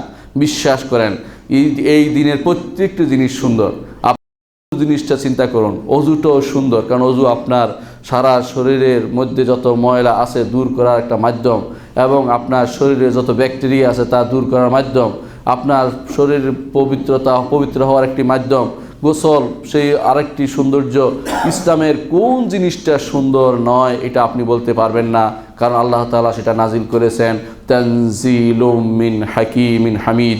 প্রশংসিত যিনি, তিনি এই বিধান নাজিল করেছেন, আল্লাহর পক্ষ থেকে সেটা নাজিলকৃত। সুতরাং প্রত্যেকটি জিনিস সুন্দর, তাই হচ্ছে একমাল। আল্লাহ তাআলা এই দিনকে আল-ইয়াউমা আকমালতু লাকুম দীনাকুম, তোমাদের দিনকে সব দিক থেকে পরিপূর্ণ করে দিলাম। কখন সেটা নাজিল হয়েছে? সুবহানাল্লাহ। নাজিল হয়েছে সেটা নাজিল হয়েছে বিদায় হজের দিনে, যে দিন আল্লাহ তাআলা সালাত, যাকাত, সওম, হজ 5টি রোকন পরিপূর্ণ করে দিলেন। রোকন 5টি দিন পরিপূর্ণ করে দেওয়ার অর্থ হচ্ছে আল-ইয়াউমা আকমালতু লাকুম দীনাকুম। বাইরের আর কোনো কিছু নেয়ার সুযোগ নেই। ইসলামের রোকনগুলো পরিপূর্ণ হয়েছে, কালিমা, সালাত, যাকাত, সওম, হজ। সর্বশেষ ছিল হজ, সেটাও আল্লাহ তাআলা পরিপূর্ণ করে দিলেন। তখন আল্লাহ তাআলা আয়াত নাজিল করলেন আল-ইয়াউমা আকমালতু লাকুম দীনাকুম। তখন ছিল আরাফার মাঠে এক ইহুদি বলেন ওমর রাদিয়াল্লাহু আনহুকে, আমরা তোমাদের কিতাবে একটি আয়াত পড়ি, যে আয়াতটি পড়লে আমাদের মনে হয় যে এই আয়াতটি ঈদের দিন, এত আনন্দের দিন, সে আয়াতটি সম্পর্কে কি আমি বলবো? ওমর রাদিয়াল্লাহু আনহু বললেন, তুমি বলতে হবে না, সেটা আমি জানি। সেটা হচ্ছে আল-ইয়াউমা আকমালতু লাকুম দীনাকুম ওয়া আতমামতু আলাইকুম নি'মাতি ওয়া রাদিতু লাকুমুল ইসলামা দীনা। আজকের দিনে পরিপূর্ণ করে দিলাম তোমাদের জন্য তোমাদের দিনকে আর পূর্ণতা দিলাম তোমাদের দিনকে এবং আমার নেয়ামতকে পূর্ণতা দিলাম আর তোমাদের জন্য ইসলামকে আমি সন্তুষ্ট চিত্তে তোমাদের জন্য দিন হিসেবে দিয়ে দিলাম। এই আয়াতটি হচ্ছে, এটা নাজিল হয়েছে কোথায় কি তুমি জানো এই ইহুদি? এই আয়াতটি নাজিল হয়েছে যখন রাসূলুল্লাহ সাল্লাল্লাহু আলাইহি ওয়াসাল্লাম আরাফার মাঠে ছিলেন। আরাফার মাঠে তিনি পূর্ণতা দান করলেন, দিনের প্রত্যেকটি জিনিস আলোচনা করলেন। আলোচনার পর আল্লাহ তাআলা আয়াত নাজিল করলে এই দিনকে পরিপূর্ণ করে দিলেন। আমরা আর কারো কাছে হাত পাততে হবে না, আমাদের দিন সম্পূর্ণরূপে পরিপূর্ণ। আর ইহুদিরা কেন সেটা বলল? ইহুদিদের দিনে আপনি পরিপূর্ণ কোনো জীবন ব্যবস্থা পাবেন না, নাসারাদের দিনে পরিপূর্ণ কোনো জীবন ব্যবস্থা পাবেন না। আমাদের দিনে প্রত্যেকটি বিষয়ের বিধান রয়েছে, সুস্পষ্ট বিধান রয়েছে, সেখানে অন্যের কোনো বিধান সেখানে আমদানি করার কোনো সুযোগ নেই। আমদানি করার সুযোগ অর্থই হচ্ছে ভিতর থেকে কোনো বিধান পড়ে যাওয়া। এক গ্লাস পরিপূর্ণ পানিতে যদি এক ফোঁটা পানি দেন, ভিতর থেকে এক ফোঁটা পানি পড়ে যাবে। অর্থাৎ আপনি কোনো বিদআত যদি ঢুকান, এখান থেকে একটি সুন্নাত পড়ে যাবে, রসুল একটি আদর্শ পড়ে যাবে। সুন্নাত বলতে আমি তথাকথিত নফল সালাত বুঝাচ্ছি না বা নফল আমল বুঝাচ্ছি না, রসুলের আদর্শই পরিপূর্ণ সুন্নত। সেটা ফরজও হতে পারে, সেটা নফলও হতে পারে, সেটা ওয়াজিব পর্যায়ের হতে পারে, তাতে কোনো সমস্যা নেই। কিন্তু রসুল যা যা করেছেন তাই সুন্নত। কোরআনে কারিমে আল্লাহ তাআলা ঘোষণা করেছেন এই জন্য, আল ইয়াউমা আকমালতু লাকুম দীনাকুম ওয়া আতমামতু আলাইকুম নি'মাতি ওয়া রাদিতু লাকুমুল ইসলামা দীনা। সুতরাং অবশ্যই এই দিন আল্লাহ তাআলা পরিপূর্ণ করে দিয়েছেন, সেখানে বেদাতের কোনো সুযোগ নেই। রাসূলুল্লাহ সাল্লাল্লাহু আলাইহি ওয়াসাল্লাম বলেছেন, তারাকতুকুম আলাল বাইদা লাইলুহা কানাহারিহা লা ইয়াজিগু আনহা বাদি ইল্লা হালিক। তোমাদেরকে আমি সুস্পষ্ট পথের উপর ছেড়েছি। বায়দা বলো যেখানে কোনো রকমের আর কোনো রকম চোখে কোনো ধান্দা লাগে না, খারাপ কিছু লাগে না, মনে হয় যেন সব স্পষ্ট, এরকম পথে আল্লাহ তাআলা তার দিন রসুলের মাধ্যমে আমাদেরকে রেখে গেছেন। অর্থাৎ রাসূলুল্লাহ সাল্লাল্লাহু আলাইহি ওয়াসাল্লাম আমাদেরকে আকাশের কোনো পাখি, উড়ন্ত পাখি, তার সম্পর্কে কোনো বিদ্যা বলে গেছেন। সাহাবী বলেছেন যে রাসূলুল্লাহ সাল্লাল্লাহু আলাইহি ওয়াসাল্লাম আমাদেরকে আকাশের কোনো পাখি উঠছে তার বিদ্যাও বলে গেছেন, জমিনের বিভিন্ন বিদ্যাও বলে গেছেন। আমাদের মধ্যে যে মুখস্থ রাখার তা রেখেছে, যে রাখতে পারেনি সে রাখতে পারেনি, কিন্তু রাসূলুল্লাহ সাল্লাল্লাহু আলাইহি ওয়াসাল্লাম তা বলে দিয়েছেন। যা দরকার দ্বীনের ব্যাপারে, দুনিয়ার ব্যাপারে আমরা বলছি না, দ্বীনের ব্যাপারে যত কিছু দরকার তা মুহাম্মদুর রাসূলুল্লাহ সাল্লাল্লাহু আলাইহি ওয়াসাল্লাম পরিপূর্ণ করে বলে গেছেন। এই জন্য রসুল বলেছেন, আমি তোমাদেরকে রেখে যাচ্ছি সুস্পষ্ট পথের উপরে, যেখানে দিন এবং রাত সমান, অন্ধকার বলতে কিছু নেই। আমার পরে যে ধ্বংস হতে চায় সেই শুধুমাত্র এই পথ থেকে দূরের দিকে সরে যায়। সুস্পষ্ট পথ ছেড়ে যদি কেউ খারাপ পথের দিকে রওনা হয়, মনে করবেন, আপনিও বলবেন যে সে ভুল পথে রওনা হচ্ছে। সুতরাং রাসূলুল্লাহ সাল্লাল্লাহু আলাইহি ওয়াসাল্লাম যদি একটি পথ দিয়ে থাকেন সুস্পষ্ট, সেই পথটি পরিত্যাগ করে অন্য পথে যাওয়ার কোনো সুযোগ নাই, গেলে সে ধ্বংসপ্রাপ্ত হবে, যেটা রাসূলুল্লাহ সাল্লাল্লাহু আলাইহি ওয়াসাল্লাম বলেছেন। হাদিসটি ইমাম ইবনে মাজাহ তার সুনানে বর্ণনা করেছেন। সুতরাং এই দিনের মধ্যে বাড়ানোর কমানোর কোনো সুযোগ নেই। বাড়ালেই আপনি সেই পথ থেকে নতুন পথ আবিষ্কার করলেন, আর যদি কমান তো সেই আল্লাহর রসুলের দেয়া সেই পথকে কমিয়ে ফেললেন। আপনার অভীষ্ট লক্ষ্যে আপনি কখনো পৌঁছতে পারবেন না। যদি আপনি এই দিনের মধ্যে কোনো কিছু বর্ধিত করেন বা কোনো কিছু কমান, যদি এখানে বাড়াবাড়ি করেন বা ছাড়াছাড়ি করেন, তাহলে বোঝা গেল যে আপনি রাসূলুল্লাহ সাল্লাল্লাহু আলাইহি ওয়াসাল্লামকে ভালোবাসেননি। রাসূলুল্লাহ সাল্লাল্লাহু আলাইহি ওয়াসাল্লামকে যদি আপনি ভালোবাসতে হয়, তাহলে অবশ্যই আপনাকে খেয়াল রাখতে হবে যে আমি যেন এই দিনের মধ্যে কোনো কিছু না বাড়াই, বরং আমার নবী রাসূলুল্লাহ সাল্লাল্লাহু আলাইহি ওয়াসাল্লাম তিনি আল্লাহর পক্ষ থেকে ওহীপ্রাপ্ত ছিলেন। তিনি যে কাজটি করেছেন, তিনি যে কাজটি যে সময়ে করেছেন, যে কাজটি তিনি অনুমোদন করেছেন, যে কাজটি করতে তিনি বলেছেন, অথবা যে কাজটি তিনি করতে দেখে তিনি সেটা মেনে নিয়েছেন, এই সবই হচ্ছে আমার রাসূলের সুন্নত। এগুলোকে আমি পরিপূর্ণভাবে আমল করব, একটু বাড়াবো না। যদি বাড়াই তা হয়ে যাবে বেদাত, আর যদি কমাই তাও হয়ে যায় বেদাত, এবং তা হবে গুনার কাজ। বাড়ানো কমানো আমার দায়িত্ব নয়। সুতরাং কেন? কারণ ইবাদতের মূল হচ্ছে আল্লাহর পক্ষ থেকে জানিয়ে দেয়া। কোনো ইবাদত কোন সময় করতে হবে আপনি জানতেন না, জুমার টাইম জোহরের পরে, আপনি কি কিয়াস করে আকল দিয়ে বের করতে পারবেন না। এই সূর্য পশ্চিম দিগন্তে আসার পরে জুমা পড়তে হবে, এটা তো আল্লাহ রসুল বলে দিয়েছেন। যদি না বলতেন আমরা করতে পারতাম না। জুমা সালাত 2 রাকাত আপনি কিভাবে পাইলেন? কারণ রাসূলুল্লাহ সাল্লাল্লাহু আলাইহি ওয়াসাল্লাম বলে দিয়েছেন। তারপরে প্রত্যেকটি সলাতের যে কয় রাকাত পড়তে হবে সেটা রাসূলুল্লাহ সাল্লাল্লাহু আলাইহি ওয়াসাল্লাম বলে দিয়েছেন। আপনার জানার আমার জানার সুযোগ নাই। এটাকে আরবিতে বলা হয় আল ইবাদাতু মাবনাহাত তাওকিফ।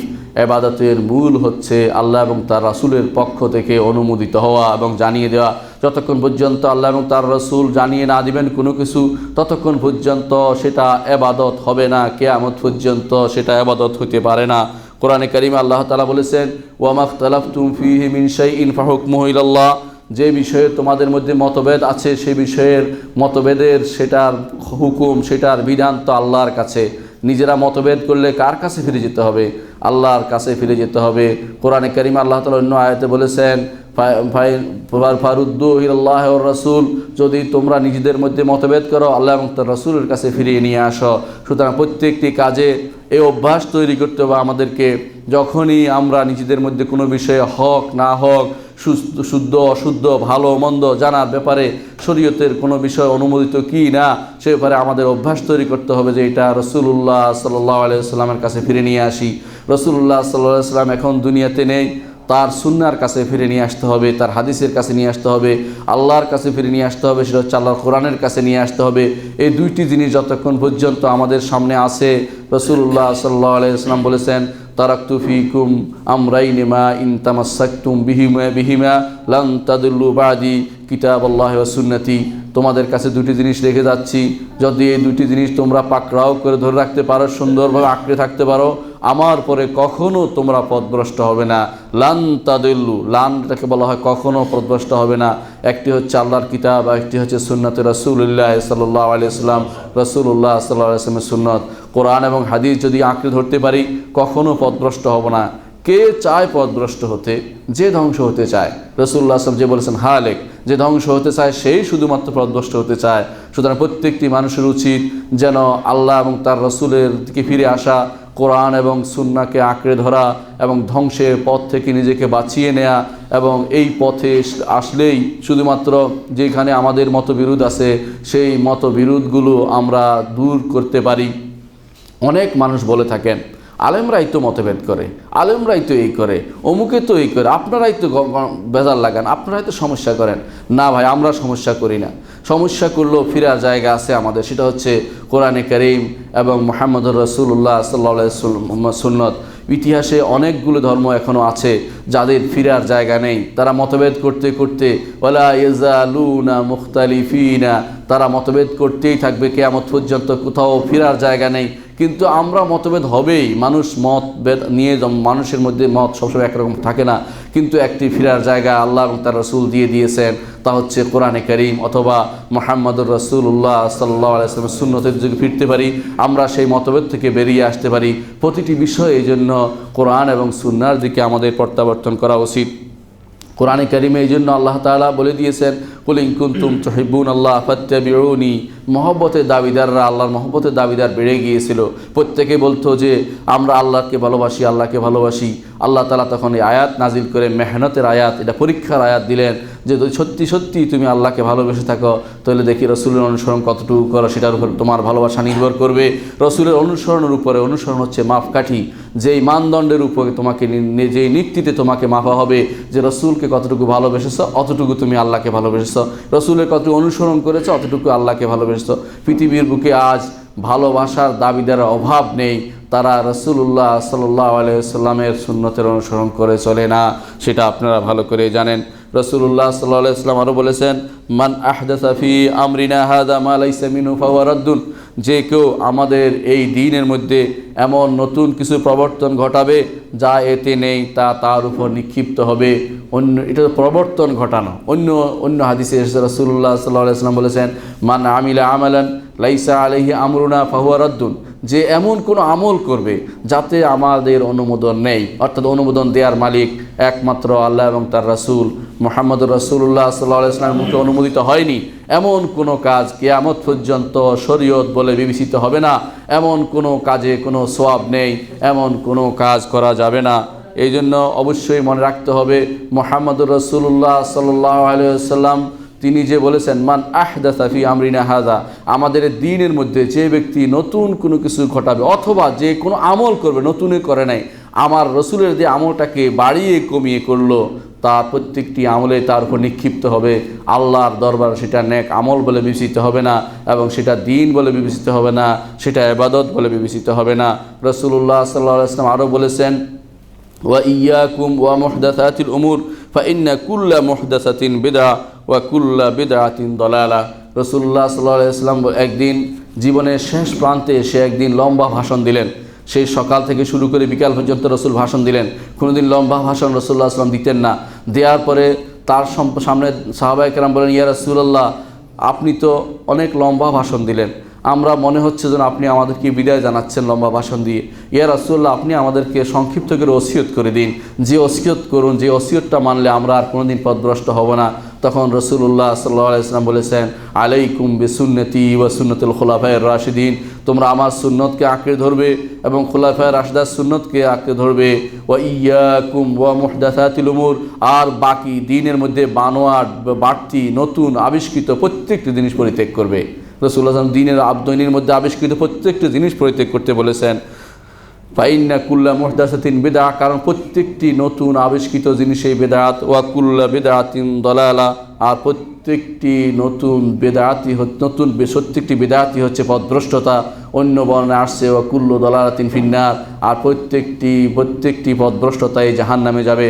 বেদাতের কোনো হালাল বলতে কোনো বেদাত নাই, প্রত্যেকটি বেদাতে জাহান্নামে নিয়ে যাবে।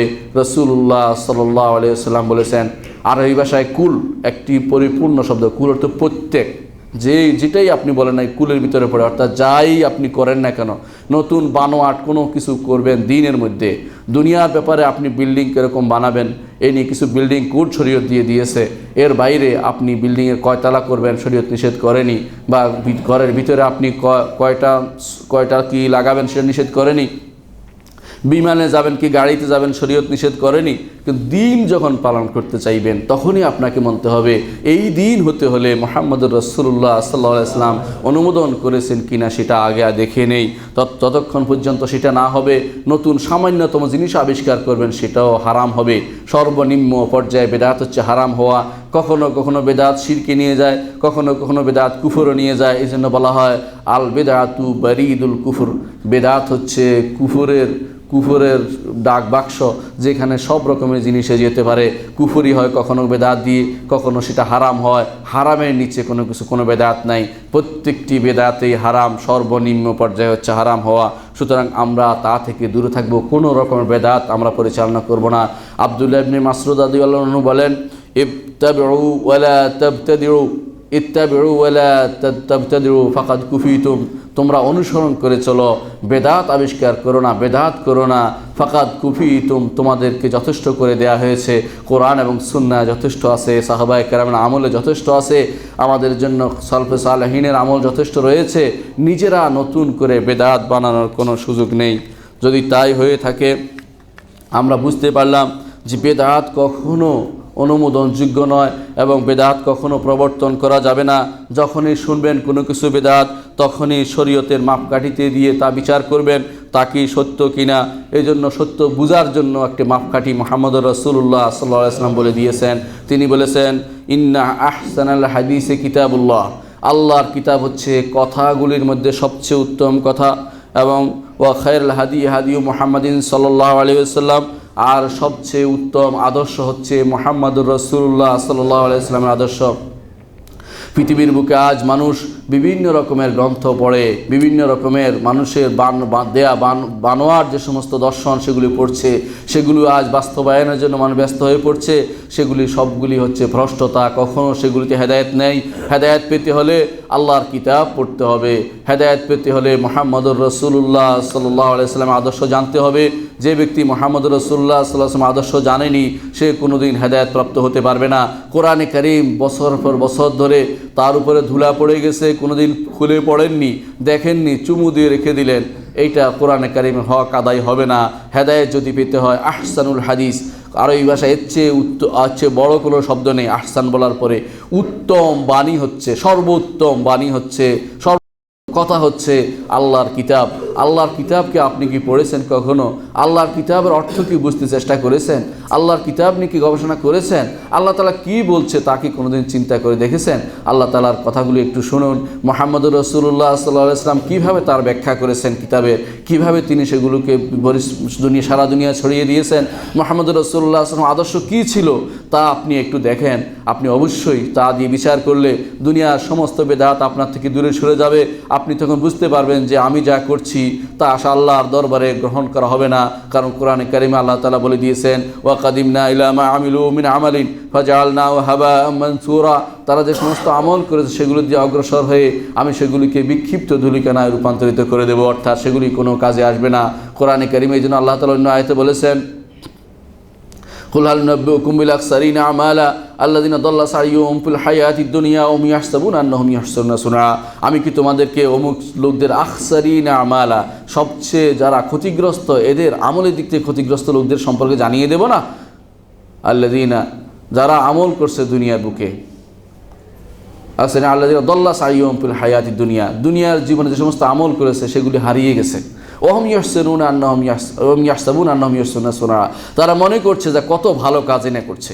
যে ব্যক্তি বেদাত করে সে কখনো মনে করে না খারাপ কাজ করছে, মনে রাখবেন। সে মনে করে সে কত ভালো কাজ করছে, অথচ মনে রাখবেন আল্লাহ তাআলা বলছেন যে সে হচ্ছে আখসারিনা আমালা, আমলের দিক থেকে সবচেয়ে বেশি ক্ষতিগ্রস্ত ব্যক্তি। তার খাসারায় খাসারা, তার সব ক্ষতি হচ্ছে, তার কোনো উপকার হচ্ছে না। কোরআনে কারিমে এই জন্য আল্লাহ তাআলা অন্য আয়াতে বলেছেন, আমিলাতুন নাসিবা তাসলা নারান হামিয়া। কষ্ট করে আমল করছে, কষ্ট করতে করতে পিঠ বাঁকা হয়ে গেছে, কত রকমের কষ্ট করছে, অথচ তাসলা নারান হামিয়া, জাহান্নামে চলে যাবে। সুতরাং বোঝা গেল সব আমল করলেই হবে না। আমলটা, আপনার আমল, আমার আমল, প্রত্যেকে আমাদের চিন্তা করতে হবে আমার আমল কি শরীয়তের মানদণ্ডে উপর পাশ করেছে কিনা, শরীয়তের মানদণ্ডে সেটা এসেছে কিনা, তা অবশ্যই আমাদেরকে দেখে বের করতে হবে। কারণ রাসূলুল্লাহ সাল্লাল্লাহু আলাইহি ওয়াসাল্লাম বলেছেন, খায়রুন নাসি কারনি সুম্মাল্লাযিনা ইয়ালুনাহুম সুম্মাল্লাযিনা ইয়ালুনাহুম। রাসূলুল্লাহ সাল্লাল্লাহু আলাইহি ওয়াসাল্লাম বলেছেন, আমার খায়রুন নাসি কারনি, আমার প্রজন্ম হচ্ছে সবচেয়ে উত্তম। নিঃসন্দেহে রাসূলুল্লাহ সাল্লাল্লাহু আলাইহি ওয়াসাল্লাম প্রজন্ম সবচেয়ে উত্তম। সুম্মাল্লাযিনা ইয়ালুনাহুম, তারপর সাহাবাদের প্রজন্ম। সুম্মাল্লাযিনা ইয়ালুনাহুম, তারপর তাবেঈদের প্রজন্ম। তো তাবেঈদের প্রজন্ম পর্যন্ত আপনি একটি ভালো প্রজন্ম আপনি পেতে পারেন। তারপর রাসূল বলেছেন, সুম্মা ইয়াফশুল কাযিব, তারপর মিথ্যা প্রসার লাভ করবে, মানুষের সত্য বলবে না, মিথ্যা বলবে, মিথ্যা সাক্ষ্য দিতে থাকবে, মিথ্যা হাদিস বানাতে থাকবে। সেটাই দেখা গেছে যে ইতিহাসে তাবেঈনদের পরে সবচেয়ে বেশি ফিতনা ফাসাদ ছড়িয়ে পড়েছে এবং সারা দুনিয়াতে বেদাতের প্রসার তাদের পথ থেকে হয়েছে। এর আগে এত বেদাত প্রসার লাভ করেনি। তাহলে আমাদেরকে অবশ্যই মুহাম্মদুর রাসূলুল্লাহ সাল্লাল্লাহু আলাইহি ওয়াসাল্লামের আদর্শ অনুসরণ করতে হবে, অথবা সাহাবায়ে কেরামের আদর্শ অনুসরণ করতে হবে, এবং সাহাবায়ে কেরামের সুন্দর অনুসারী যারা ছিলেন সে সমস্ত তাবেঈদের অনুসরণ করতে হবে। সকল তাবেঈ অনুসরণযোগ্য নয় সেটাও আমাদের জানতে হবে, কিন্তু রাসূলুল্লাহ সাল্লাল্লাহু আলাইহি ওয়াসাল্লামের সাহাবাগণ সবাই অনুসরণযোগ্য।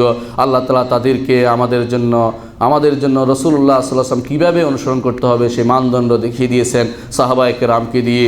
এই জন্য কোরআনে কারিমে আল্লাহ তাআলা বলেছেন, ফাইন আমানু বিমিসলি মা আমানতুম বিহি ফাকাদ ইহতাদাও। যদি তারা ঈমান আনে যেভাবে তোমরা ঈমান এনেছ, দেখিয়ে দিয়েছে রাসূলুল্লাহ সাল্লাল্লাহু আলাইহি ওয়াসাল্লামের উপরে ঈমান আনতে হলে সাহাবায়ে কেরামের মতো ঈমান আনতে হবে, রাসূলকে ভালোবাসতে হবে, সাহাবায়ে কেরামের মতো ভালোবাসতে হবে। ফাকাদ ইহতাদাও, যদি সেটা করেন হেদায়েত প্রাপ্ত হবে। যদি তা না করতে পারি, নিজেদের মতো করে যদি কোনো ভালোবাসি, নিজেদের মতো করে ঈমান আনি, সেটা গ্রহণযোগ্য হবে না। ঈমান আনতে হলে সাহাবায়ে কেরামের মতো ঈমান আনতে হবে। ঈমান আনতে হলে, হেদায়েতের পথে থাকতে হলে সাহাবায়ে কেরাম রিদওয়ানুল্লাহি আলাইহিম আজমাইন তারা যেভাবে হেদায়েতের পথে ছিল, যেভাবে রাসূলকে ভালোবেসেছিল, সেভাবে আমাদের জীবনকে গড়ে তুলতে হবে। সম্মানিত মুসল্লিয়ানে কেরাম, আমি এতক্ষণ শুধু এটাই বললাম যে আমাদেরকে সুন্নত আঁকড়ে থাকতে হবে, বেদাত থেকে দূরে থাকতে হবে। যে বেদাত আমাদের সামনে আসছে এই বেদাতটি নিয়ে আমরা আলোচনা করব, সেটা হচ্ছে মিলাদুন নবী পালনের বেদাত। এটা খুব গুরুত্বপূর্ণ একটি জিনিস, কারণ 2-1 দিনের মধ্যে আপনারা দেখবেন ঢাকা শহরের বিভিন্ন জায়গায় ফেস্টুনে ভরে গেছে। কিছু মানুষ নর্তন কুর্দন করে রওনা হচ্ছে, কিছু মানুষ বসছে, কিছু মানুষ দাঁড়াচ্ছে, কিছু মানুষ মিছিল করছে। এই যদি ইসলাম হয়, ইসলাম কখনো তা ছিল না, এটা কখনো ছিল না। এই জন্য এই জাতীয় জিনিসগুলো কারা প্রবর্তন করেছে, কেন প্রবর্তন করেছে, এর বিধান কি, এই বিষয়টা আমাদের জানতে হবে। ইমাম ইবনে কাসির রহমতুল্লাহ আলাইহি তার বিদায়ের নেহায় বলেন যে 357 থেকে 567 মিলাদি এই সময়ের মধ্যে হিজরি এই সময়ের মধ্যে ওবায়দি বলা হয়। ওবায়দি কারা? মিশরে ফাতেমি বংশের নাম দিয়ে একটা গোষ্ঠী যারা ছিল মাইমুন আল কাদ্দাহ ইহুদি, ওর বংশধররা একটা খেলাফত প্রতিষ্ঠা করেছিল। তারা আসলে কোনো রাসূলুল্লাহ সাল্লাল্লাহু আলাইহি ওয়াসাল্লাম বংশধর কেউ ছিল না, বরং তারা ছিল মিথ্যাবাদী ইহুদি গোত্রের লোক। এই জন্য তাদেরকে বলা হয় কারামাতা। তারা হাজরা আসওয়াদ ভেঙে নিয়ে গেছিল। আজও আর হাজরা আসওয়াদ পাওয়া যায়নি। হাজরা আসওয়াদ কয়েকটা টুকরা মাত্র আছে এখন আপনারা দেখেন। তারা কাবাঘর ভেঙেছিল। আবু সাইদ জুনাবি এই কাবাঘর ভেঙেছিল। কাবার মধ্যে বসে বলছিল যে আমার উপর তো কেন নাজিল হয় না, আমার উপর কেন আসে না, ওই আবাবিল আসে না, ইত্যাদি ইত্যাদি বলছিল, ঠাট্টা করেছিল এবং 70,000 হাজি মেরে সে ধ্বংস করেছিল। সেই জমজম কূপ পূর্ণ করেছিল। কাবা ভেঙেছিল, একটি করে ইট সে বের করে নিয়েছিল। সেই লোকেরা এরা এই জিনিসটা প্রবর্তন করেছে। চিন্তা করুন, কারা প্রবর্তন করে আর কারা আমল করে। যে জিনিস প্রবর্তন করছে এত বছর পরে এসে সেই লোকদের জিনিসটা আমরা কেন আমল করব, সেই জিনিসটা চিন্তা করুন। ইমাম ইবনে কাসির রহমতুল্লাহ আলাইহি সেজন্য বিস্তারিত সে ঘটনাগুলো উল্লেখ করেছেন যে তারা কি কি করেছে। তারা মূলত একটা মৌলিদ করেনি। তারা প্রথমে রাসূলুল্লাহর মৌলিদ করেছে, যে জন্ম দিবস পালন করবে। এরপরে তারা করেছে আলীর, ফাতেমার, হাসান, হোসাইনের 5টি জন্মদিবস তারা আবিষ্কার করেছে। এর মধ্যে শিয়ারা 4টা রেখে দিয়েছে, সুন্নিদের মধ্যে একটা প্রসার করে দিয়েছে। তারা যে সুন্নিরা এটা করুক, এটার মধ্যে ব্যস্ত থাকুক, দিন দুনিয়া মানার দরকার নেই। বছরে একবার তারা এটা করে দেবে, অথবা মাসে 3 বার, অথবা সুযোগ পাইলেই তারা সলাতুনিয়া টেনে কেউ কিছু কিছু মানুষ বসে যায়। শরীয়ত এটার নাম নয়। শরীয়ত আল্লাহ এবং তার রসুল কখনও তা প্রবর্তন করেননি। নিজেরা তা নিজেদের মধ্যে তা প্রবর্তন করে দিয়েছে। এখন একটি জিনিস আমার জানা দরকার, এই যে প্রথমত জন্মদিবস পালনের মাসালাটা, অনেকেই আমাদের বন্ধুদের মধ্যে অনেকেই দেখা যায় তোমার জন্মদিবস ফেসবুক ভরে যায়, জন্মদিবসের শুভেচ্ছা, অমুকের শুভেচ্ছা। জন্মদিবসের কিসের শুভেচ্ছা? আপনার জন্মকে আপনি কখনো ইচ্ছা করে আনতে পারবেন? দুনিয়াতে আসতে পারবেন? দুনিয়াতে কোনো মানুষ ইচ্ছা করে আসতে পারে না, ইচ্ছা করেও যেতে পারে না। তার যাওয়ার মুহূর্ত নির্ধারিত, তার আসার মুহূর্ত আল্লাহর পক্ষ থেকে নির্ধারিত। কেউ ইচ্ছা করলেই বলতে পারে না যে আমি দুনিয়াতে এই সময় আসবো বা এই টাইমে আসবো। তো অনেক মানুষ কিন্তু বলতো যে আমি বছরের প্রথমে আসবো, তো হিসাব গুনতে সুবিধা হয় আমার জীবনের, এটা বলে নাই কেউ। ঠিক এমন সময় আসে হিসাব গুনতো, তার হিসাব হয় এত বছর, এত মাস, এত দিন, হিসাব করতো, তার ভেজাল হয়। তাহলে মানুষ সব বোধহয় নির্দিষ্ট টাইমে আসতো যে অমুক তারিখে শুক্রবারে আসবো, যাতে মিল হয়। কিন্তু মানুষের কাছে আল্লাহ তাআলা এটা দেননি। এই জন্য আরবি ভাষায় 2টা শব্দ আছে, উলিদা, একটা শব্দ হচ্ছে মা তা। 2টার অর্থ হচ্ছে যে উলিদা অর্থ জন্মগ্রহণ করা, মানে তাকে জন্ম দিয়েছে, সে নিজে জন্মগ্রহণ করতে পারেনি, নিজে আসতে পারেনি। নিজে আসার মতো কোনো শব্দ আরবি অ্যাক্টিভ ভয়েস নাই এটার। এর অর্থ হলো প্যাসিভ ভয়েস। অর্থ হলো আপনি ইচ্ছা করলেও দুনিয়াতে আসতে পারবেন না। এই জন্য শরীয়তে কার জন্ম কখন হয়েছে এটা কোনো দিন শরীয়ত গণনা করে রাখে না, বরং কর্ম কি হয়েছে সেটা দেখে, যে কার কর্ম কেমন সুন্দর হয়েছে। বহু মানুষ আসছে দুনিয়াতে, কখন জন্মগ্রহণ করেছে তারা চিন্তাও করেনি। যখন কর্মকাণ্ড ভালো হয়েছে তখন চিন্তা করে জিজ্ঞাসা করেছে আপনি কখন আসেন, আপনার জীবন কি, জীবন বৃত্তান্ত তখন জানা হয়েছে। অনেক সুন্দর মানুষ আছে জাহান্নামের ডাকরি হবে, অনেক কালো মানুষ আছে জান্নাতের প্রথম কাতারে থাকবে। বেলাল রাদিয়াল্লাহু আনহুর মতো তারাই হবে আল্লাহর দরবারে বেশি প্রিয়, কারণ আমল দিয়ে দুনিয়াতে চেয়েছে, আমল দিয়ে লিয়াবলুয়াকুম আইয়ুকুম আহসানু আমালা, তোমাদের মধ্যে কে সুন্দর আমল আল্লাহ তাআলা সেটা চেয়েছেন। এটা চাননি যে তুমি কোন দিন জন্মগ্রহণ করেছ বা তোমার দিনক্ষণ কি। এটা হিন্দুদের কাজ, দিনক্ষণ জন্মগ্রহণ করা, দিনক্ষণের মধ্যে তাদের মিলন ঘটা, এগুলি শুধুমাত্র অন্য অমুসলিমদের কাজ হতে পারে। মুসলিম কখনো দিন পালনকে গুরুত্ব দেয় না, কারণ দিবস পালনের সাথে মুসলিমের কোনো সম্পর্ক নেই। এই জন্য এই জাতীয় জন্মদিবস, মৃত্যু দিবস, তিথি, অমুক দিবস, তমুক দিবস ইসলাম কখনো অনুমোদন করে না। আপনার সন্তানের জন্মদিবস পালন করবেন না, এটা হারাম কাজ। আপনার নিজের জন্মদিবস পালন করবেন না, এটা হারাম কাজ। জন্মদিবস পালন করা আপনার সন্তানদের আত্মীয়দের সেটা হারাম। আপনি সেই সমস্ত অনুষ্ঠানে অংশগ্রহণ করবেন না, তাদেরকে নিষেধ করবেন। কোনো রকমের বার্থডে পালন করা যাবে না, বার্থডে পার্টির জন্য কোনো অ্যাড দেওয়া যাবে না, সেটাও হারাম হবে। সেখানে অংশগ্রহণ করা, কোনো রকমের সহযোগিতা করা কোনো মুসলিমের জন্য জায়েজ হবে না। প্রশ্ন হচ্ছে মুহাম্মদুর রাসূলুল্লাহ সাল্লাল্লাহু আলাইহি ওয়াসাল্লামের জন্মদিবস নিয়ে। রাসূলুল্লাহ সাল্লাল্লাহু আলাইহি ওয়াসাল্লাম কখন জন্মগ্রহণ করেছেন আপনি কি বলতে পারবেন? সুনির্দিষ্টভাবে কোনো মানুষ বলতে পারবে না রাসূলুল্লাহ সাল্লাল্লাহু আলাইহি ওয়াসাল্লাম কখন জন্মগ্রহণ করেছেন। রাসূলুল্লাহ সাল্লাল্লাহু আলাইহি ওয়াসাল্লাম দুনিয়াতে এসেছেন, একটি বিশুদ্ধ মত হচ্ছে এটা যে রাসূলুল্লাহ সাল্লাল্লাহু আলাইহি ওয়াসাল্লাম আমুল ফিল, যে বছর আব্রাহা বাদশাহ আক্রমণ করেছিল, যে বছর আব্রাহা বাদশাহ মক্কা আক্রমণ করেছিল সেই বছর মুহাম্মদ রাসূলুল্লাহ সাল্লাল্লাহু আলাইহি সাল্লাম দুনিয়াতে এসেছেন। এটা হচ্ছে বিশুদ্ধ মত। এর বাইরে আরও মত আছে যে 10 বছর পরে, আব্রাহার 10 বছর পরে, কেউ বলছেন যে না আব্রাহার 40 বছর পরে, সেটাও মত আছে। কারণ আরবদের মধ্যে তখনকার সময় ইতিহাস সংরক্ষণের তাদের কোনো ধারা প্রচলিত ছিল না, এই জন্য তারা সেটা সংরক্ষণ করেনি। পরবর্তীকালে যখন রাসূলুল্লাহ সাল্লাল্লাহু আলাইহি সাল্লাম সারা দুনিয়া তার প্রসার লাভ করলো, তার জীবনের বিভিন্ন অংশ এবং তার কর্মকাণ্ড, তখন চিন্তা করা হলো যে তিনি কখন জন্মগ্রহণ করেছেন। সেই জন্য রাসূলুল্লাহ সাল্লাল্লাহু আলাইহি সাল্লাম কোন সনে জন্মগ্রহণ করেছেন সে ব্যাপারে সুনির্দিষ্ট কোনো তথ্য নেই। একটি বিশুদ্ধ, যা সবচেয়ে বেশি বিশুদ্ধ, যা কাছাকাছি মনে করা হয়, তা হচ্ছে 570, কেউ বলছে 571, এবং তাও ছিল 9 থেকে 12 তারিখ। 12 তারিখ অধিকাংশ কর্মকাণ্ড, অধিকাংশ ইতিহাস দ্বারা 12 তারিখ প্রমাণিত হয় না, বেশিরভাগই প্রমাণিত হয় 9 তারিখ। কারণ সোমবার তিনি জন্মগ্রহণ করেছেন, এতে কোনো সন্দেহ নেই। সহিহ হাদিসে রাসূলুল্লাহ সাল্লাল্লাহু আলাইহি ওয়াসাল্লাম বলেছেন যে উলিদতু ফীহি, আমি এই দিনটিতে জন্মগ্রহণ করেছি, সোমবারে। রাসূলুল্লাহ সাল্লাল্লাহু আলাইহি ওয়াসাল্লাম যেহেতু বলছে সোমবার বলেছেন, ইতিহাস যারা পঞ্জিকা নিয়ে ঘাটাঘাটি করে তারা হিসাব করে দেখলেন যে সোমবার ওই বছর ওই মাসের সোমবার, রবিউল আউয়াল মাসের সোমবার কখনো 12 তারিখ হয় না, সোমবার হয় 9 তারিখ। সেই জন্য তারা বলেছেন যে 12 তারিখে আসলে রাসূলুল্লাহ সাল্লাল্লাহু আলাইহি ওয়াসাল্লাম দুনিয়াতে আসেননি, 9 তারিখ এসেছেন।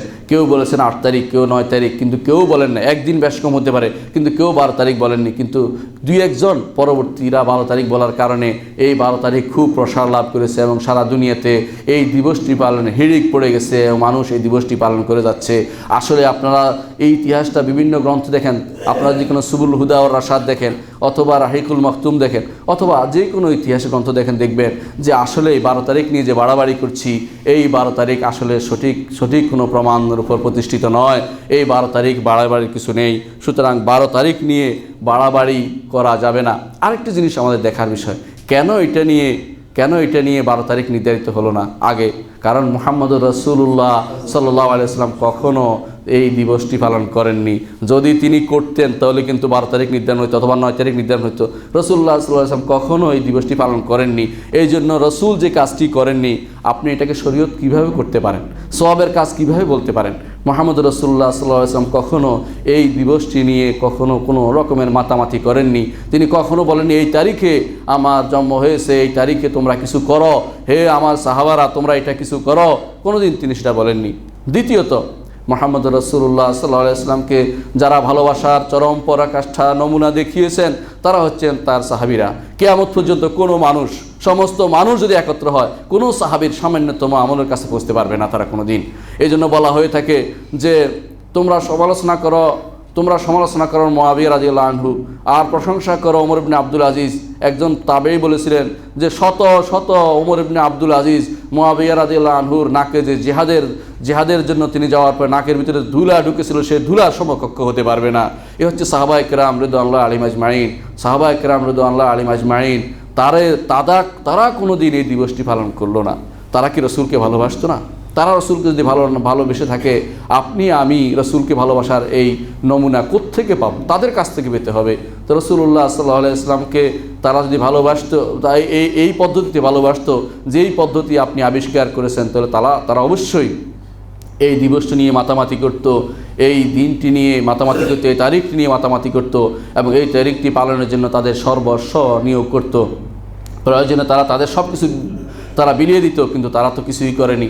ইতিহাস সাক্ষ্য যায় এই ব্যাপারে কোনো কিছুই তাদের ছিল না। তাবেঈনরা, যাদেরকে রাসূলুল্লাহ সাল্লাল্লাহু আলাইহি ওয়াসাল্লাম খায়রুল কুরুন অন্তর্ভুক্ত করেছেন, যারা সব ভালো প্রজন্মের অন্তর্ভুক্ত করেছেন, তারাও কখনো এই দিবসটি পালন করেননি।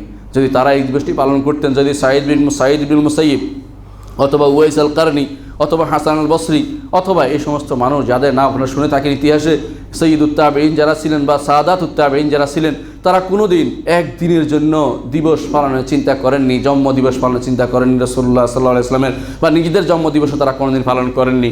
আপনি আমি কেন এত ব্যস্ত হয়ে পড়ছি? কিসের জন্য আমরা জন্মদিবস পালন করছি?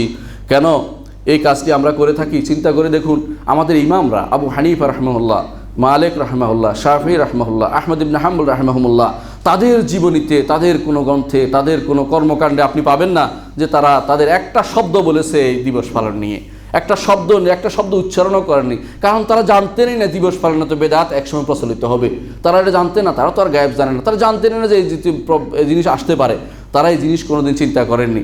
আবু হানিফা রহমতুল্লাহ কোন দিন জন্মগ্রহণ করেছেন আপনি কি বলতে পারবেন? অনেকেই আমাদের মধ্যে ইমাম আবু হানিফা রহমতুল্লাহ অনুসারী আছি, কিন্তু আমরা তো কখনো জানি না তিনি কোন দিন জন্মগ্রহণ করেন। অর্থ হচ্ছে মানুষের কাছে দিনটা, জন্মদিনটা কখনো গুরুত্বপূর্ণ কোনো কিছু বলে বিবেচিত হয়নি। পরবর্তীকালে সেটা প্রসার লাভ করেছে। আমাদের ইমামরা, হেদায়েতের ইমামরা কেউই আবু হানিফা, মালিক, শাফি, আহমদ ইবনে হাম্বল যা বলেননি, অন্য কোনো ইমাম যা করেননি। এমনকি বুখারী, মুসলিম, আবু দাউদ, তিরমিজি, ইবনে মাজাহ হতে শুরু করে কোনো যারা কিতাব লিখেছেন, মুসান্নিফিন কুতুবুদ্দিন, ইমাম তবরি বলেন অথবা ইমামদের কথা বলেন, যে সমস্ত ইমামরা চলে গেছে, তারা কেউ কোনো দিন একটি দিনের জন্য, একটি বারের জন্য এই দিবসটি পালন করেননি। এই এত বড় যদি সওয়াবের কাজে হতো, তারা কি জন্য পরিত্যাগ করলেন আপনি বলতে কি পারবেন? তারা কখনো যদি সওয়াবের কাজ হতে পরিত্যাগ করতেন না। কারণ ইমাম ইবনে মাসউদ বলেছেন যে বলেছেন যে তোমাদের ফাইনাল আউয়ালা লাম ইয়াদা শাইআন লিল আখির, যারা পূর্বে চলে গেছে পরবর্তীদের জন্য শরীয়তে সওয়াবের কাজ কোনো কিছু বাদ দেন নাই। সওয়াবের কাজ সবই কিন্তু পূর্ববর্তীরা করে গেছেন। নতুন করে সওয়াবের আবিষ্কারের কোনো সুযোগ আমাদের সামনে নেই। কারা করেছে আগে দেখেন। যারা সবচেয়ে ফিতনাবাজ, নিজেদেরকে ওবায়দি লোকেরা নিজেরা উলুহিয়তের দাবি করতো, নিজেরা ইলাহ বলতো। হাকিম আমরিল্লাহ একজন ছিল ওবায়দি, সে নিজেকে ইলাহ দাবি করেছে। তার অনুসারী এখনও পৃথিবীতে আছে। তার অনুসারীর মধ্যে একটি গ্রুপ হচ্ছে দুরুজ বলা হয়। আপনারা অনেকে বলেন দুরুজ মিলিশিয়া, দুরুজ মুসলিম মিলিশিয়া। না, মিলিশিয়া না, দুরুজ যারা তারা কাফের, তাদের সেই ইমান সম্পর্ক নেই। তারা হাকিম আমরিল্লাহ ইবাদত করে, তাদেরকে বলে দুরুজ। এরা এই দুরুজরা এখনও লেবাননে আছে, লেবাননে এদের অস্তিত্ব রয়েছে। এই সেই ইলাহ দাবি করেছে, তারা প্রবর্তন করেছে। যারা আল্লাহ দাবি করেছে তারা প্রবর্তন করেছে এটা, মানুষকে ধোঁকা দেওয়ার জন্য, জনগণকে নষ্ট করার জন্য। সুতরাং আপনি বলতে পারেন প্রবর্তক কারা, আর আমরা কারা অনুসরণ করে চলেছি? কাদের অনুসরণ করব? আল্লাহ এবং তার রাসূল অনুসরণ না করে আমরা এই শয়তানদের অনুসরণ করছি যারা এই জিনিসটি প্রবর্তন করেছে। এর মধ্যে রয়েছে খ্রিস্টানদের অনুসরণ। খ্রিস্টানরা পালন করে থাকে, বড়দিন পালন করে থাকে। আপনারা জানেন আমরা সেই খ্রিস্টানদের অনুসরণ করে সেটা পালন করছি। অনেকে বলে থাকেন যে খ্রিস্টানরা করলে আমরা পারবো না কেন? খ্রিস্টানরা যে পায়খানাকে আপনি খাবেন নাকি? খ্রিস্টানরা অন্যায় করছে, আপনি কেন করবেন? খ্রিস্টানদের দিন নষ্ট হয়ে গেছে। তাদের দিনটা শুধুমাত্র তাদের খ্রিস্ট যা বলে, তাদের পাদ্রী যা বলে তাই তাদের দিন। তাদের কাছে কোরআনের তাদের কিতাব তারা হারিয়ে ফেলেছে। আমাদের কাছে আল্লাহর কিতাব রয়ে গেছে, যে কিতাব কখনো পরিবর্তন হবে না। কোরআনে কারিমে আল্লাহ তাআলা বলে দিয়েছেন, লা ইয়াতিহিল বাতিলু মিন বাইনি ইয়াদাইহি ওয়া লা মিন খালফি তানজিলুম মিন হাকিমিন হামিদ। আল্লাহ তাআলা আরও বলেছেন, ইন্না নাহনু নাযালনা যিকরা ওয়া ইন্না লাহু লাহাফিজুন। রাসূলুল্লাহ সাল্লাল্লাহু আলাইহি ওয়াসাল্লাম নিজে বলেছেন, নাদ্দারুল্লাহু ইমরান সামিআ মাকালাতি ফাআদ্দাহা ফাহাফিজা ওয়া আদ্দাহা কামা সামিআহা ফারুব্বা হামিল ফিকহিন গায়রু ফাকিহ। আল্লাহ রাসূলের হাদিস ও হেফজকারী আল্লাহ তাআলা নির্ধারণ করে দিয়েছেন, কিয়ামত পর্যন্ত হাফেজ হাদিস থাকবে। এখনও অনেক ছাত্র আছে পৃথিবীতে যারা বুখারী মুসলিম হইতে 6 কিতাবের হাফেজ আছে এখনও, যারা শুধুমাত্র অনর্গল বলতেছে। আমার ইউনিভার্সিটি ইসলামী বিশ্ববিদ্যালয়ে এক ছাত্র দেখা পেলাম কয়েকদিন আগে, আলোচনা করছিলাম, বলে তুমি এই হাদিস মুখস্থ করেছো? বলতে এই কিতাব পুরোটাই মুখস্থ স্যার। বলতে আজ জিজ্ঞাসা করছি, অনবরত বের করছে। এরকম ছাত্র এখনও আছে আলহামদুলিল্লাহ, যারা রাসূলুল্লাহ সাল্লাল্লাহু আলাইহি ওয়াসাল্লামের হাদিস মুখস্থ পারে। এরকম বহু হাদিস মুখস্থকারী বাংলাদেশেও আছে, পৃথিবীর আনাচে কানাচে এরকম ব্যক্তিরা আছে যারা এই জিনিসগুলো মুখস্থ করে রেখেছে। সুতরাং কখনো হারাবার কিছু নেই, আমাদের দিন আছে, আমাদের নষ্ট হওয়ার কিছু নেই। আমরা অন্যের কাছে কেন যাব? ইহুদি নাসার অনুসরণ কেন করতে যাচ্ছি? এই জন্য যারাই এই কাজটি করে তারা ইহুদি নাসার অনুসরণ করতে যাচ্ছে। আর যারা এই কাজটি করে থাকে তারা হিন্দুদের অনুসরণ করে। হিন্দুরা জন্মাষ্টমী পালন করে, মুসলিমরা জন্মাষ্টমী পালন করতে পারে না। মুসলিম জন্মাষ্টমীর মতো কোনো কিছু অনুষ্ঠান করে না। মুসলিমরা অনুসরণ করে রাসূলুল্লাহ সাল্লাল্লাহু আলাইহি ওয়াসাল্লামকে পূর্ণাঙ্গ অনুসরণ কীভাবে করতে হবে সেটা তারা মেনে চলে, সে অনুসারে তাদের জীবন গড়ে তোলে। এই দিন আপনি এরপরে আর যে সমস্যাটা, এই দিন যদি আপনি এরকম দিন পালন করেন, অর্থ হচ্ছে আপনি নতুন কিছু প্রবর্তন করলেন। প্রবর্তনকারীকে, আমাদের দিনের প্রবর্তন করতে হবে একমাত্র আল্লাহ এবং তার রাসূল, এর বাইরে কেউ প্রবর্তন করতে পারবে না। আপনি যদি কিনা একটা জিনিস দেন, এর অর্থ হচ্ছে আপনি তোহমত দিলেন, অপবাদ দিলেন যে দিন পরিপূর্ণ নয়, আমি পরিপূর্ণ করে দিলাম, এর আগে পরিপূর্ণ ছিল না। এর অর্থ হচ্ছে আপনি দিনের উপরে তোহমত দিলেন। আল্লাহ তাআলা এই আয়াতকে অস্বীকার করলেন, যেখানে আল্লাহ বলেছেন, আল ইয়াউমা আকমালতু লাকুম দীনাকুম ওয়া আতমামতু আলাইকুম নি'মাতি ওয়া রাদিতু লাকুমুল ইসলামা দীনা। আপনি যদি কোনো এরকম কোনো কিছু করেন, নতুন কোনো আবিষ্কার করেন, অর্থ হচ্ছে আপনি মুহাম্মদুর রাসূলুল্লাহ সাল্লাল্লাহু আলাইহি ওয়াসাল্লামের উপর আমানতের দায়িত্ব পালন করেনি, সেই কথা আপনি বলছেন। রাসূলুল্লাহ সাল্লাল্লাহু আলাইহি ওয়াসাল্লাম বলেছেন যে আমি তোমাদেরকে সব ভালো সব বলে দিয়েছি, যত ভালো আছে সব বলে দিয়েছি। রাসূলুল্লাহ সাল্লাল্লাহু আলাইহি ওয়াসাল্লাম বলে দিয়েছেন সব কিছু। অন্য হাদিসে রাসূলুল্লাহ সাল্লাল্লাহু আলাইহি ওয়াসাল্লাম বলেছেন, মা বারাকাল্লাহু মিন নাবিয়্যিন কানা হাক্কান আলাইহি আন ইয়াদুল্লা উম্মাতাহু আলা খায়র মা ইয়ালামুহু লাহুম। সহিহ মুসলিম হাদিসে এসেছে যে আল্লাহ তাআলা এমন কোনো নবী প্রেরণ করেননি যিনি তার উম্মতকে ভালো কাজের, যা তিনি জানেন সে সমস্ত ভালো কাজ সব তিনি বলে দেননি। মুহাম্মদ রাসূলুল্লাহ সাল্লাল্লাহু আলাইহি ওয়াসাল্লাম যত ভালো কাজ আছে সব বলে দিয়েছেন, এবং কি জনাকীর্ণ সেই পূর্ণ মাঠে, সেই আরাফার মাঠে রাসূলুল্লাহ সাল্লাল্লাহু আলাইহি ওয়াসাল্লাম বলেছেন, আলা হাল বাল্লাগতু, আলা হাল বাল্লাগতু, আলা হাল বাল্লাগতু, আমি কি আমার মিশন পূর্ণ করলাম? আমি কি তোমাদের কাছে আমার কথা পৌঁছে দিতে পারলাম? সবাই তখন সাক্ষী দিচ্ছে এক ডাকে, বা আল্লাহুম্মা নাম, অবশ্যই আপনি আপনার জিনিসটা পূর্ণ করেছেন, আপনার আমানত পূর্ণ করেছেন। এই জন্য আমরা যখন রাসূলুল্লাহ সাল্লাল্লাহু আলাইহি ওয়াসাল্লাম কবর জিয়ারত করি, আমরা বলে থাকি আশহাদু আন্নাকা বাল্লাগতা রিসালা ওয়া আদ্দাইতাল আমানা ওয়া নাসাহতাল উম্মাহ। এই তিনটি শব্দ বলে থাকি যে আপনি উম্মতের সবচেয়ে বেশি নাসাহ ছিলেন, সবচেয়ে বেশি কল্যাণকামী ছিলেন, আপনি কোনো কিছু বাদ দেননি, সবে বলে দিয়েছেন। আর আপনি যখন নতুন কোনো প্রবর্তন করেন, অর্থ হচ্ছে আপনি বলছেন যে রাসূলুল্লাহ সাল্লাল্লাহু আলাইহি ওয়াসাল্লাম বলতে ভুলে গেছেন, আমি শুরু করে দিলাম, রসুল বলতে ভুলে গেছেন, অথবা রসুল বলেননি আমি বলে দিলাম। কত বড় অপবাদ দিলেন আপনি মুহাম্মদুর রাসূলুল্লাহ সাল্লাল্লাহু আলাইহি ওয়াসাল্লামের উপর, আপনি একটু চিন্তা করে দেখেন। অথচ আল্লাহ তাআলা কোরআনে কারীম বলেছেন, ইয়া আইয়ুহার রাসূল বাল্লিগ মা উনজিলা ইলাইকা ফাইন লাম তাফআল ফামা বাল্লাগতা রিসালাতাহু। হে রাসূল, আপনার কাছে যা নাজিল হয়েছে তা আপনি প্রচার করুন, যদি না প্রচার করেন আপনি আল্লাহর দ্বীন প্রচার করলেন না। আউযুবিল্লাহ। আল্লাহ রাসূল সাল্লাল্লাহু আলাইহি ওয়াসাল্লাম জাননি দুনিয়া থেকে, অবশ্যই তিনি সব কিছু প্রচার করে তারপর দুনিয়া থেকে চলে গেছেন। এর আগে তিনি প্রত্যেকটা জিনিস যা তার উপর দায়িত্ব ছিল সম্পূর্ণরূপে তিনি সেটা প্রচার করে গেছেন। সুতরাং আপনি নতুন করে কোনো কিছু দিবেন না, দিলে আল্লাহর রসুলের উপরে আপনি ইস্তেদরাক করা হবে। রসুলের উপরে নতুন করে আপনি বললেন যে রসুল পূরণ করেন না, আমি পূরণ করে দিলাম, সে দায়িত্ব আপনাকে দেওয়া হয়নি, কোনো মানুষকে দেওয়া হয়নি, সে দায়িত্ব কারো হাতে নেই এবং কেউ করতে পারে না। যদি এই জিনিসটা আপনি এই দিবস পালন করেন, অর্থ হচ্ছে সাহাবায়ে কেরাম রিদওয়ানুল্লাহি আলাইহিম আজমাইন তারা এই জিনিসটা চিনেননি, আপনি চিনেছেন। সাহাবায়ে কেরামের উপরে আপনি বলতে চাইলেন যে সাহাবায়ে কেরাম যেটা বুঝেনি আমি সেটা বুঝে নিয়েছি, সাহাবায়ে কেরামকে আপনি বোকা মনে করছেন। নাউযুবিল্লাহ। সাহাবায়ে কেরাম হচ্ছে এই উম্মতের মধ্যে সবচেয়ে বেশি নেককার মানুষ, সবচেয়ে বেশি বুদ্ধিমান মানুষ, এবং সবচেয়ে বেশি কোনো রকমের ভনিতা তারা পছন্দ করতেন না। আল্লাহর দ্বীনের ব্যাপারে লা ইয়াখাফুনা ফিল্লাহি লাউমাতা লাইম, কোনো তিরস্কারকে তারা কখনো ভয় করতেন না। এই হচ্ছে সাহাবায়ে কেরাম রিদওয়ানুল্লাহি আলাইহিম। তারা জীবনের সমস্ত শক্তি দিয়ে ইসলামকে প্রসার করে গেছেন। তাদের সেই মেহনতের বদৌলতে আজ আমাদের কাছে ইসলাম পৌঁছেছে, কোরআন পৌঁছেছে, হাদিস পৌঁছেছে, রসুলের বাণী পৌঁছেছে। জীবনের শেষ রক্ত বিন্দু দিয়ে তারা তাদের সেই রসুলের নির্দেশকে পালন করেছেন যে বাল্লিগু আন্নী ওয়ালাউ আয়া, একটি আয়াত হলো, একটি হাদিস হলো, সারা দুনিয়ার বুকে আমার সেই মিশন তোমরা পৌঁছে দাও। কয়জন আমরা সে কাজটি করে থাকি? দুনিয়ার বুকে রসুলের হাদিস পৌঁছানোর কোনো গুরুত্ব নাই। বেদাত প্রসার লাভ করার ক্ষেত্রে আমাদের যত সমস্ত কর্মকাণ্ড পরিচালিত হচ্ছে। একটি হাদিস আপনি পৌঁছে দেন, একটি আয়াত পৌঁছে দেন, অর্থ পৌঁছে দেন। আপনার পরিবারের মধ্যে প্রতিদিন যেন কোরআন এবং হাদিসের দর্স হয়, আপনার পরিবারের মধ্যে কোরআন এবং হাদিস আলোচনা হয়। এরকম না হলে কোরআনে কারীম আল্লাহ তাআলা যে বলেছেন ওয়াজকুরনা মা ইউতলা ফি বুয়ুতিকুন্না মিনাল আয়াতি ওয়াল হিকমা, নবী পরিবারের ব্যাপারে বলেছেন তোমাদের পরিবারে যেন, হে নবীর পরিবারের লোকেরা, তোমাদের ঘরে যেন আয়াত এবং হেকমত এটা পরিচালনা হয়, এটা যেন আলোচনা হয়। আপনার আমার পরিবারে কোরআনের আয়াত নিয়ে আলোচনা হয় না, রসুল হাদিস নিয়ে আলোচনা হয়। বেদাত নিয়ে বাড়াবাড়ি করতে আমরা খুব ভালোবাসি, মানুষের অন্যের কাছে প্রচার করতে ভালোবাসি, নিজে আমল করতে কখনো ভালোবাসি না। এর কারণ হচ্ছে আমরা রাসূলুল্লাহ সাল্লাল্লাহু আলাইহি ওয়াসাল্লামকে ভালোবাসার দাবি করে থাকি, আসলে ভালোবাসি না। যারা আজ এরকম দুনিয়া বিভিন্ন জায়গাতে মিছিল মিটিং করে বেড়াচ্ছে, তাদের ব্যাপারে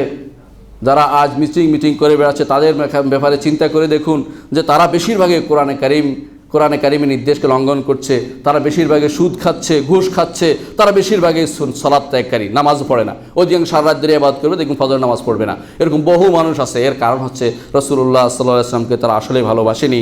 যদি তারা ভালোবাসতো এই জাতীয় বেদাতি কাজে, শিরকি কাজে লিপ্ত হতো না। তাছাড়া এই সমস্ত অনেক কাজে আমরা দেখতে পাই রাসূলুল্লাহ সাল্লাল্লাহু আলাইহি ওয়াসাল্লামকে যারা ভালোবাসার দাবি করছে তারা অনেকেই দেখবেন যে এই জাতীয় যারা শিরকি মৌলদের মধ্যে মিলাদ পড়ে, আবার কিছু দাঁড়িয়ে যায় কেন? রসুল হাজির হয়েছে, নাউযুবিল্লাহ। রসুল তোমার এখানে কেন হাজির হতে যাবেন? সেখানে তার হাজির হওয়ার দাবি করতেছে, এই আরেক শিরকি জিনিস দাবি করে শিরিক তারা করছে। এই জাতীয় শিরকির ভিতরে লিপ্ত হয়ে আজ উম্মত কুফুরিক অবস্থায় জাহান্নামে চলে যাচ্ছে। তাদেরকে ফিরিয়ে আনতে হবে। আকুলু কাউলি হাযা ওয়া আস্তাগফিরুল্লাহ লি ওয়া লাকুম ওয়া লিসাইরিল মুসলিমিন ফাস্তাগফিরু ইন্নাহু হুয়াল গাফুরুর রহিম।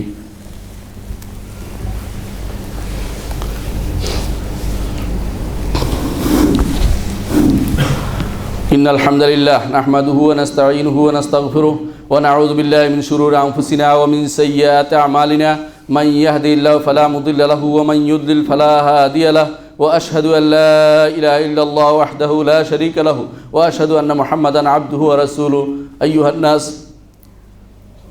هم মুসল্লিয়ানে কেরাম, আমরা আলোচনা করছিলাম যারা এই বেদাত কীভাবে প্রচলিত হলো।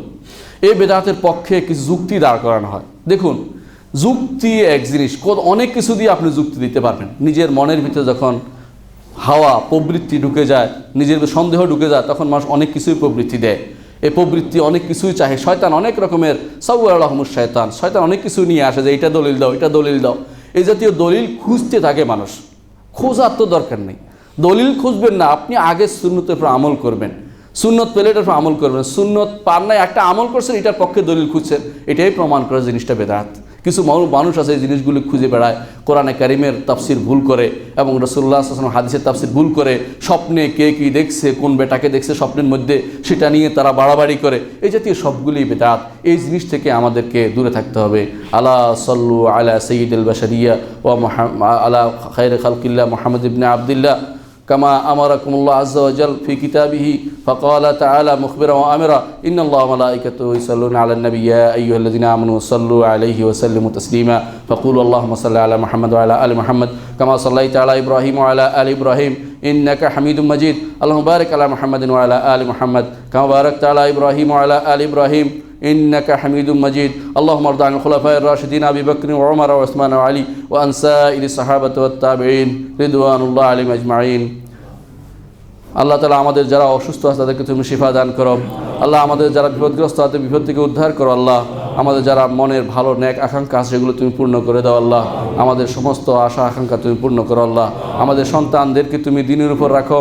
আমাদের মেয়েদেরকে তুমি হেফাজত করো। আল্লাহ তাদের নিজেদের পবিত্রতা রক্ষা করতে পারে সে তৌফিক তাদের দান করো। আল্লাহ আমাদের যুবকদেরকে তুমি সঠিক পথে রাখো। আল্লাহ বৃদ্ধদেরকে তুমি ঈমানের উপর দুনিয়া থেকে যাওয়ার তৌফিক তুমি দান করো। আল্লাহ আল্লাহ তোমার ভালোবাসা আমাদের দাও। আল্লাহ তোমার নবীর সুন্নতের উপর যেন আমরা টিকে থাকতে পারি তৌফিক আমাদের দাও। আল্লাহ আল্লাহ বিদআত থেকে যেন আমরা বেঁচে থাকতে পারি তৌফিক আমাদের দান করো। আল্লাহ আল্লাহুম্মা ইগফির লানা ওয়া লিইখওয়ানিনা সাবাকুনা বিল ঈমান ولا تجعل في قلوبنا غلا للذين آمنوا ربنا إنك رؤوف رحيم عباد الله رحمكم الله إن الله يأمر بالعدل والإحسان وإيتاء ذي القربى وينهى عن الفحشاء والمنكر والبغي يعظكم لعلكم تذكرون ولذكر الله أكبر والله يعلم ما تصنعون।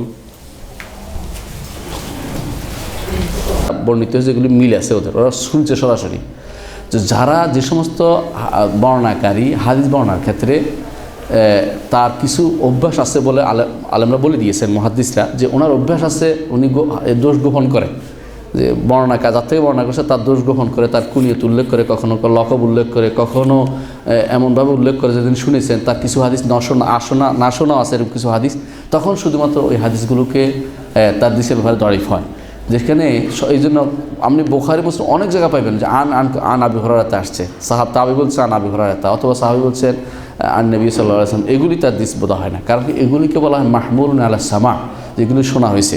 তো তার যে সমস্ত রাবি মুদাল্লাস এগুলি আলাদা কিতাব আছে, একদম কিতাব আছে যে মারাতেবুত তাদলিস আছে, আলাদা কিতাব আছে একটা মৌসুফ যারা তাদলিস করে ওর একটা কিতাব আছে। এই কিতাবের মধ্যে লেখা আছে কে কোন পর্যায়ে তাদলিস করে, শুধু ওনারটাই গ্রহণ। ওখানে উনি যদি আনা বর্ণনা করে তখন শুধুমাত্র সেই তাদলিস দরিফ হয়। সাধারণত সব আন বললেই দুর্বল হয় না, এটা আমাদের মনে রাখতে হবে। এই জন্য এই হাদিসটি মাহমুল আলা সামা, এটা শোনার উপরে গ্রহণযোগ্য। সুফিয়ান ইবনে উয়াইনা এবং সুফিয়ান আথাউরি ওনার কেউই এই জাতীয় মুদাল্লিস ছিলেন না যে যাদের হাদিস গ্রহণযোগ্য হবে না। এরা দুজনেই ছিলেন সেকাতুন সাবতুন। আমাদের ওস্তাদ বলতেন শেখ হাম্মাদ শেখ আমাদের আব্দুল মোহসেন আব্বাদ সেকাতুন সাবতুন, মানে এদেরকে প্রশ্ন করার দরকার নেই এদের ব্যাপারে। বুঝতে পারছেন ইনশাআল্লাহ। অমুসলিমদের মৃত্যু সংবাদ শোনার পর আমরা কি ফি নারে জাহান্নাম খালিদিনা পড়ব? প্রথম প্রশ্ন, অমুসলিমদের মৃত্যু সংবাদ শোনার পরে আপনি এটা পড়বেন না কিছু, কারণ পড়ার কথা তো হাদিসে আসে নাই। আমাদের নিয়ম হচ্ছে না পড়বো না, কিন্তু আমাদের মনে বিশ্বাস থাকবে ফি নারে জাহান্নামা খালিদিনা ফিহা, এর কোনো সন্দেহ নেই যে এরা জাহান্নামে চিরস্থায়ীভাবে থাকবে। কেউ যত বড় দুনিয়ার কাজে করুক দুনিয়াতে তার প্রতিফল সে পাবে, কিন্তু আখিরাত তার কোনো প্রতিফল নাই, এটা মনে রাখতে হবে। কিন্তু আপনি দেখে তোর ফিন আর জাহান্নামা খালেদিনা ফিহা খালেদান মোখালেদান ফিনা ঝগড়া লাগানোর কাজ করতে যাবেন কেন? এটা হলো ঝগড়া লাগান যে তুই জাহান্নামে যা, তোর জাহান্নামে যা দিয়ে দিলাম, এগুলি ঝগড়া লাগানোর কাজে নয়, আপনার দাওয়াতের কাজে ব্যবহার করেন এই সুযোগটাকে। তার যদি কোনো অমুসলিম মারা গিয়ে থাকে, তার পরিবারে যদি দিনে দাওয়াত দিতে পারেন, ভালো কথা। যেভাবে পড়াই ফেলতেছে, হাই হাই হাই, কোনো পড়ানোর কোনো নিয়ম কি, কেন পড়াই ফেলবে, তার আগ্রহ দেখান। আবুদাহের বর্ধমানে বলতেছেন যে আমি কলকাতায় একখানে বসেছিলাম, এমন সময় এক লোক এসে ছেলে এসে বলতে আমি ইসলাম গ্রহণ করবো। কেন? আমার বাবাকে পড়াই ফেলতেছে ওরা, আমার বাবার কী অপরাধ। তো একটা মানুষকে পড়াই ফেলা কি জঘন্যতম জিনিস, এগুলি হয়তো কাজে লাগাতে পারেন আপনি, কিন্তু এটা না করে আপনি তো বাপ জাহান্নামে চিরস্থায়ীভাবে চলে গেছে, দেখ জাহান্নামে স্থায়ীভাবে আগুনের পুরীতে, এই জাতীয় কথা মানে ঝগড়ার কথা নয়। কিন্তু আপনার বিশ্বাস থাকতে হবে যে প্রত্যেক কাফেরই জাহান্নামী, কোনো সন্দেহ নেই, প্রত্যেক কাফেরই স্থায়ীভাবে জাহান্নামী, যদি হ্যাঁ কুফুরি অবস্থায় মারা গিয়ে থাকে, কোনো সন্দেহ নেই। ইয়া নবী সালাম আলাইকা, এই বাক্যে কি কোনো ধরনের ত্রুটি আছে? অবশ্যই ত্রুটি আছে। আপনি ইয়া নবী, এটা কোনো আরবি হয়েছে না বাংলা হয়েছে? ইয়া নবী কোনো আরবি হয় নাই, কারণ আপনাকে বলতে হবে ইয়া আইয়ুহান নবী, অথবা বলতে হবে ইয়া নবী আল্লাহ, মানে কথাটা পূর্ণ হয়নি, আরবি ভাষা হয়নি, এটা বাংলা হয়েছে। বাংলায় পড়েই আমরা হুজুর হয়ে গেছি সব। ইয়া নবী সালাম আলাইকে কোনো আরবি ভাষাই হয়নি। আর এই জাতীয় ইয়া ডাকটা জায়েজও নাই। আপনি কী জন্য ডাকছেন? আসসালামু আলাইকা আইয়ুহান নবী শিক্ষা দিয়ে যদি এইভাবে বলেন, আপনি ইয়া নবী অপমানজনক, ইয়া আইয়ুহান নবী বলতে পারেন আপনি সুন্দর করে। রাসূলুল্লাহ সাল্লাল্লাহু আলাইহি ওয়াসাল্লামকে আল্লাহ তাআলা কীভাবে ডাকছে? ইয়া আইয়ুহার রাসূলু বাল্লিগ মা উনজিলা ইলাইক, ইয়া আইয়ুহান নাবিয়্যু লিমা তুহাররিমু মা হাল্লাল্লাহু লাক, সুন্দর করে ডাকছে। ইয়া আইয়ুহান নাব, আরবি ভাষা হলে আরবি ভাষার মতো ডাকেন, নিজের মতো করে এভাবে ডাকবেন, ইয়া নবী সালাম আলাইকা। এটা কি মেলায় চলায় ফেলায় দেওয়ার জিনিস নাকি যে সালাম আলাইকা দিলেন? সুন্দর করে কথা বলবেন, নবী সাল্লাল্লাহু আলাইহি ওয়াসাল্লামের সম্মান রক্ষা করে ইয়া আইয়ুহান নাবিয়্যু সাল্লামু আলাইকা বলতে পারেন, হ্যাঁ, অথবা আসসালামু আলাইকা আইয়ুহান নবী বলতে পারেন, অথবা বলতে পারেন আসসালাতু ওয়াসসালামু আলাইকা ইয়া রাসূলুল্লাহ বলতে পারেন, যখন আপনি ওখানে থাকবেন, মানে রাসূলুল্লাহ সাল্লাল্লাহু আলাইহি ওয়াসাল্লামের কবর শরীফের সামনে থাকবেন, হ্যাঁ। অথবা যে দূরে থাকলে বলবেন রাসূলুল্লাহ সাল্লাল্লাহু আলাইহি ওয়াসাল্লাম যেভাবে শিক্ষা দিয়েছে, কি বলছেন? কুল আল্লাহুম্মা সাল্লি আলা মুহাম্মদ ওয়া আলা আলি মুহাম্মদ কামা সাল্লাইতা আলা ইব্রাহিম ওয়া আলা আলি ইব্রাহিম ইন্নাকা হামিদুম মাজিদ, যেভাবে শিক্ষা দিয়েছে সেভাবে বলেন। টঙ্গীতে অনুষ্ঠিত বিশ্ব ইজতেমায় অংশগ্রহণ করা কি জরুরি? না গেলে কি অন্যায় বা পাপ হবে? না, জরুরি নয়। না গেলে পাপও হবে না, গুনাহ হবে না, কিছু হবে না। তবে না যাওয়াটা, যদি দেখেন যে ওখানে গেলে একটা জিনিসের জন্য যায়, ওখানে যদি কোনো ওয়াজ শুনতে ইচ্ছা হয়, আপনার ওয়াজ শোনা যায় না, ওয়াজ শোনার জন্য যাবেন, কোনো সন্দেহ নেই। কিন্তু ওখানে গিয়ে মনে করেন ওখানে গেলে সওয়াব হবে, ওখানে গেলে আমার কি হবে, গুনাহ মাফ হবে, অথবা ওখানে গেলে আখেরে মুনাজাত, এর ফলে পৃথিবীতে আর কোনো মুনাজাত হবে না, শেষ হয়ে গেছে মুনাজাত দিয়া, এই জাতীয় বিশ্বাস যে এগুলো উদ্দেশ্য এই জাতীয় সম্পূর্ণ এগুলো হারাম কাজ। আর ওখানে গেলে যদি কোনো কেউ মনে করে থাকে হজের পরে বড় ইজতেমা এই হবে সে হবে, সেটা আরও যায় হারাম কাজ, এই জাতীয় কিছু করা যাবে না। ওয়াজ শোনার জন্য টঙ্গী ইজতেমা যাওয়া যাবে, একমাত্র ওয়াজ শোনার জন্য, আর কোনো কাজের জন্য টঙ্গী ইজতেমা যাওয়া যাবে না, বুঝতে পারছেন? যাইতে হলে একটা শর্ত, এটা ওয়াজ শুনতে ইচ্ছা, যে উনি কি ওয়াজ করে, বাইরের লোকেরা আসছে, আলেমরা আসছে, ওদের ওয়াজ শুনে দেখি, যদি ভালো আপনি ওয়াজ শোনার ইচ্ছা থাকে যেতে পারবেন, আর কোনো উদ্দেশ্যে টঙ্গী ইজতেমা যাওয়া যায় নেই। হাদিসে আছে যে ব্যক্তি রুকু পেল সেই জন্য পুরো রাকাত পেল। আবার অনেকে বলে সূরা ফাতিহা যে পড়লো না তার সালাতই হলো না। তো এখন জামাতে সালাতে রুকু অবস্থায় ইমামকে পেলে সে অবস্থায় দাঁড়াবো নাকি সূরা ফাতিহা পড়ার জন্য পরে রাকাত পর্যন্ত অপেক্ষা করবো? বাড়াবাড়ি কিন্তু করা যাবে না, ছাড়াছাড়ি করা যাবে না, ছাড়াছাড়ি করা যাবে। রাসূলুল্লাহ সাল্লাল্লাহু আলাইহি ওয়াসাল্লাম যেহেতু বলেছেন রুকু পেলে রাকাত পেল, আপনি হাদিস পড়ছেন, তো এই যেই রসুল বলেছেন সূরা ফাতিহার গুরুত্ব, সেই রসুলে আবার রুকু পেলে রাকাত পাওয়ার কথা বলেছেন। আপনি একটা হাদিস নিয়ে দৌড় দিবেন না, দুইটা হাদিসের আমল করেন, যতক্ষণ পর্যন্ত আপনি রুকু পাবেন রুকুতে অংশগ্রহণ করেন, আপনি রাকাতটা পাবেন। আর যদি দেখছেন যে রুকু পাননি, সূরা ফাতিহার গুরুত্ব আছে, অবশ্যই অন্য রুকু পাননি আর আপনার রাকাত পাননি, আপনি শরীক হবেন। যেখানে পান সেখানে ইমাম সাহেবকে শরীক হতে রাসূলুল্লাহ সাল্লাল্লাহু আলাইহি ওয়াসাল্লাম বলে দিয়েছেন যে যেখানে পাও সেখানে শরীক হতে বলছেন। এখন আপনি দাঁড়িয়ে কখনও থাকবেন না, এটা হচ্ছে মূল কথা। আপনি যে যারা মতভেদ করছে, এরা খুব অল্প সংখ্যক লোক মতভেদ করছে, 4 ইমাম বা বড় বড় কোনো ইমামরা এটা মতভেদ করে নাই। শেখ উসাইমিন, ইবনে বাজ রাহমাতুল্লাহ আলাইহি সহ সমস্ত ইমামরাই বলে থাকেন যে অবশ্যই রুকু পাইলে রাকাত পাবে। তো এখন আপনি যদি কোনো মতভেদ করেন, খেয়াল করেন জিনিসটা, আপনি কখনও দাঁড়িয়ে থাকবেন, আপনি নামাজ পড়বেন ইমামের সাথে, রুকু পাইলে রুকু থাকবেন। এখন তো মতভেদ করলে সর্বোচ্চ একটা করতে পারেন কি, আপনি বলেন যে আপনার মনে স্যাটিসফ্যাকশন নেই, এই জন্য আরেকটা কাজ পড়ছেন, যে রুকুটা পাইছেন এই রুকুটা আপনি পড়েন, এটা আলাদা কথা। কিন্তু দাঁড়িয়ে থাকার অনুমতি নেই, আপনাকে যেখানে আসে সেখানে ইমাম ধরতে হবে, দাঁড়িয়ে থাকার অনুমতি নেই। এবং সমস্ত ইমামদের নিকট, বড় ইমামদের নিকট এবং মুহাদ্দিসিন মুহাক্কিকিন ইমামদের নিকট, যেহেতু এটা হাদিস সহিহ হাদিসে প্রমাণিত, তাকে অবশ্যই রুকু পাইলে তার রাকাত হয়েছে, ইমাম সাহেব ইতাহাম্মাল আনহু, তার থেকে এটা বহন করে নেবেন। এই জন্য তিনি রুকু পাইলে রাকাতটা পাবেন, যেহেতু বিশুদ্ধ মত। এই জন্য আপনাকে যেখানে পান সেখানে ইমামকে ধরবেন, অপেক্ষা করবেন না, বরং দাঁড়িয়ে থাকবেন না বা ইমাম সাহেবের উঠুক আমি এরপর যাবো ঝগড়া করবো না, এটা করবেন না, বরং ইমাম সাহেব যেখানে পান সেখানে ধরবেন। আইনামা আদরাকতুম, হাদিসে আসছে যে মা আদরাকতুম ফাসাল্লু, যেটা তোমরা পাও সেটাই গ্রহণ করো, হাদিসে আসছে। তো পাইছি আমি ওখানে গ্রহণ করব। এরপরে আপনি এখন নামাজের শেষে চিন্তা করবেন যে আমি আসলে হাদিস দুইটাই, আমি সহি হাদিসের আমল করি, এটাও আমল করি, সহি এটাও সহি, সুতরাং আমি রুকু পেলাম, যেহেতু আমার সালাত হইল, যেহেতু আবু বকর রাদিয়াল্লাহু আনহুকে বলছিল রাসূলুল্লাহ সাল্লাল্লাহু আলাইহি ওয়াসাল্লাম যাহাদাকাল্লাহু হাসান ওয়া লা তাউদ, আল্লাহ তোমার আগ্রহ আরও বাড়িয়ে দিক, তুমি দ্বিতীয়বার পড়ো না, এই রাকাত পড়ার দরকার নেই, হয়ে গেছে তোমার, সেই অনুসারে আমার হাদিসটা শুদ্ধ, সেই জন্য আমার রাকাতটা শুদ্ধ, সেই জন্য আমি আলহামদুলিল্লাহ আমার আবার পড়তে হবে না, এটার উপর আমল করলে আমি এটার উপর আমল করে আপনাদের এটা করার জন্য বলবো।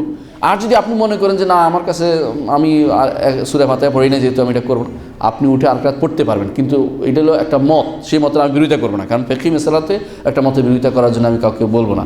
কিন্তু আপনাকে অবশ্যই একটা মনে রাখতে হবে যে রুকুর জন্য দাঁড়িয়ে থাকতে পারবেন না, যেখানে পাবেন রুকু হোক, সেজদা হোক, কওমা হোক, ওখানেই ইমামকে ধরবেন, এটা হচ্ছে নিয়ম। দাঁড়িয়ে থাকার অর্থ হচ্ছে আপনি এই সময়টা আল্লাহর সন্তুষ্টিতে কাটাতে পারলেন না, এবং ইমামকে যেখানে পান যদি ধরতে পারে, এটা একটা বিরাট সওয়াবের কাজ। এই মুহূর্তটা আল্লাহর ইবাদতে কাটলো আপনার, আর দাঁড়িয়ে থাকা এটাকে আল্লাহর ইবাদতে কাটলো না, ইমামের সাথে আপনি ঠেক ধরে বসে থাকলেন, এটা ঠিক নয়।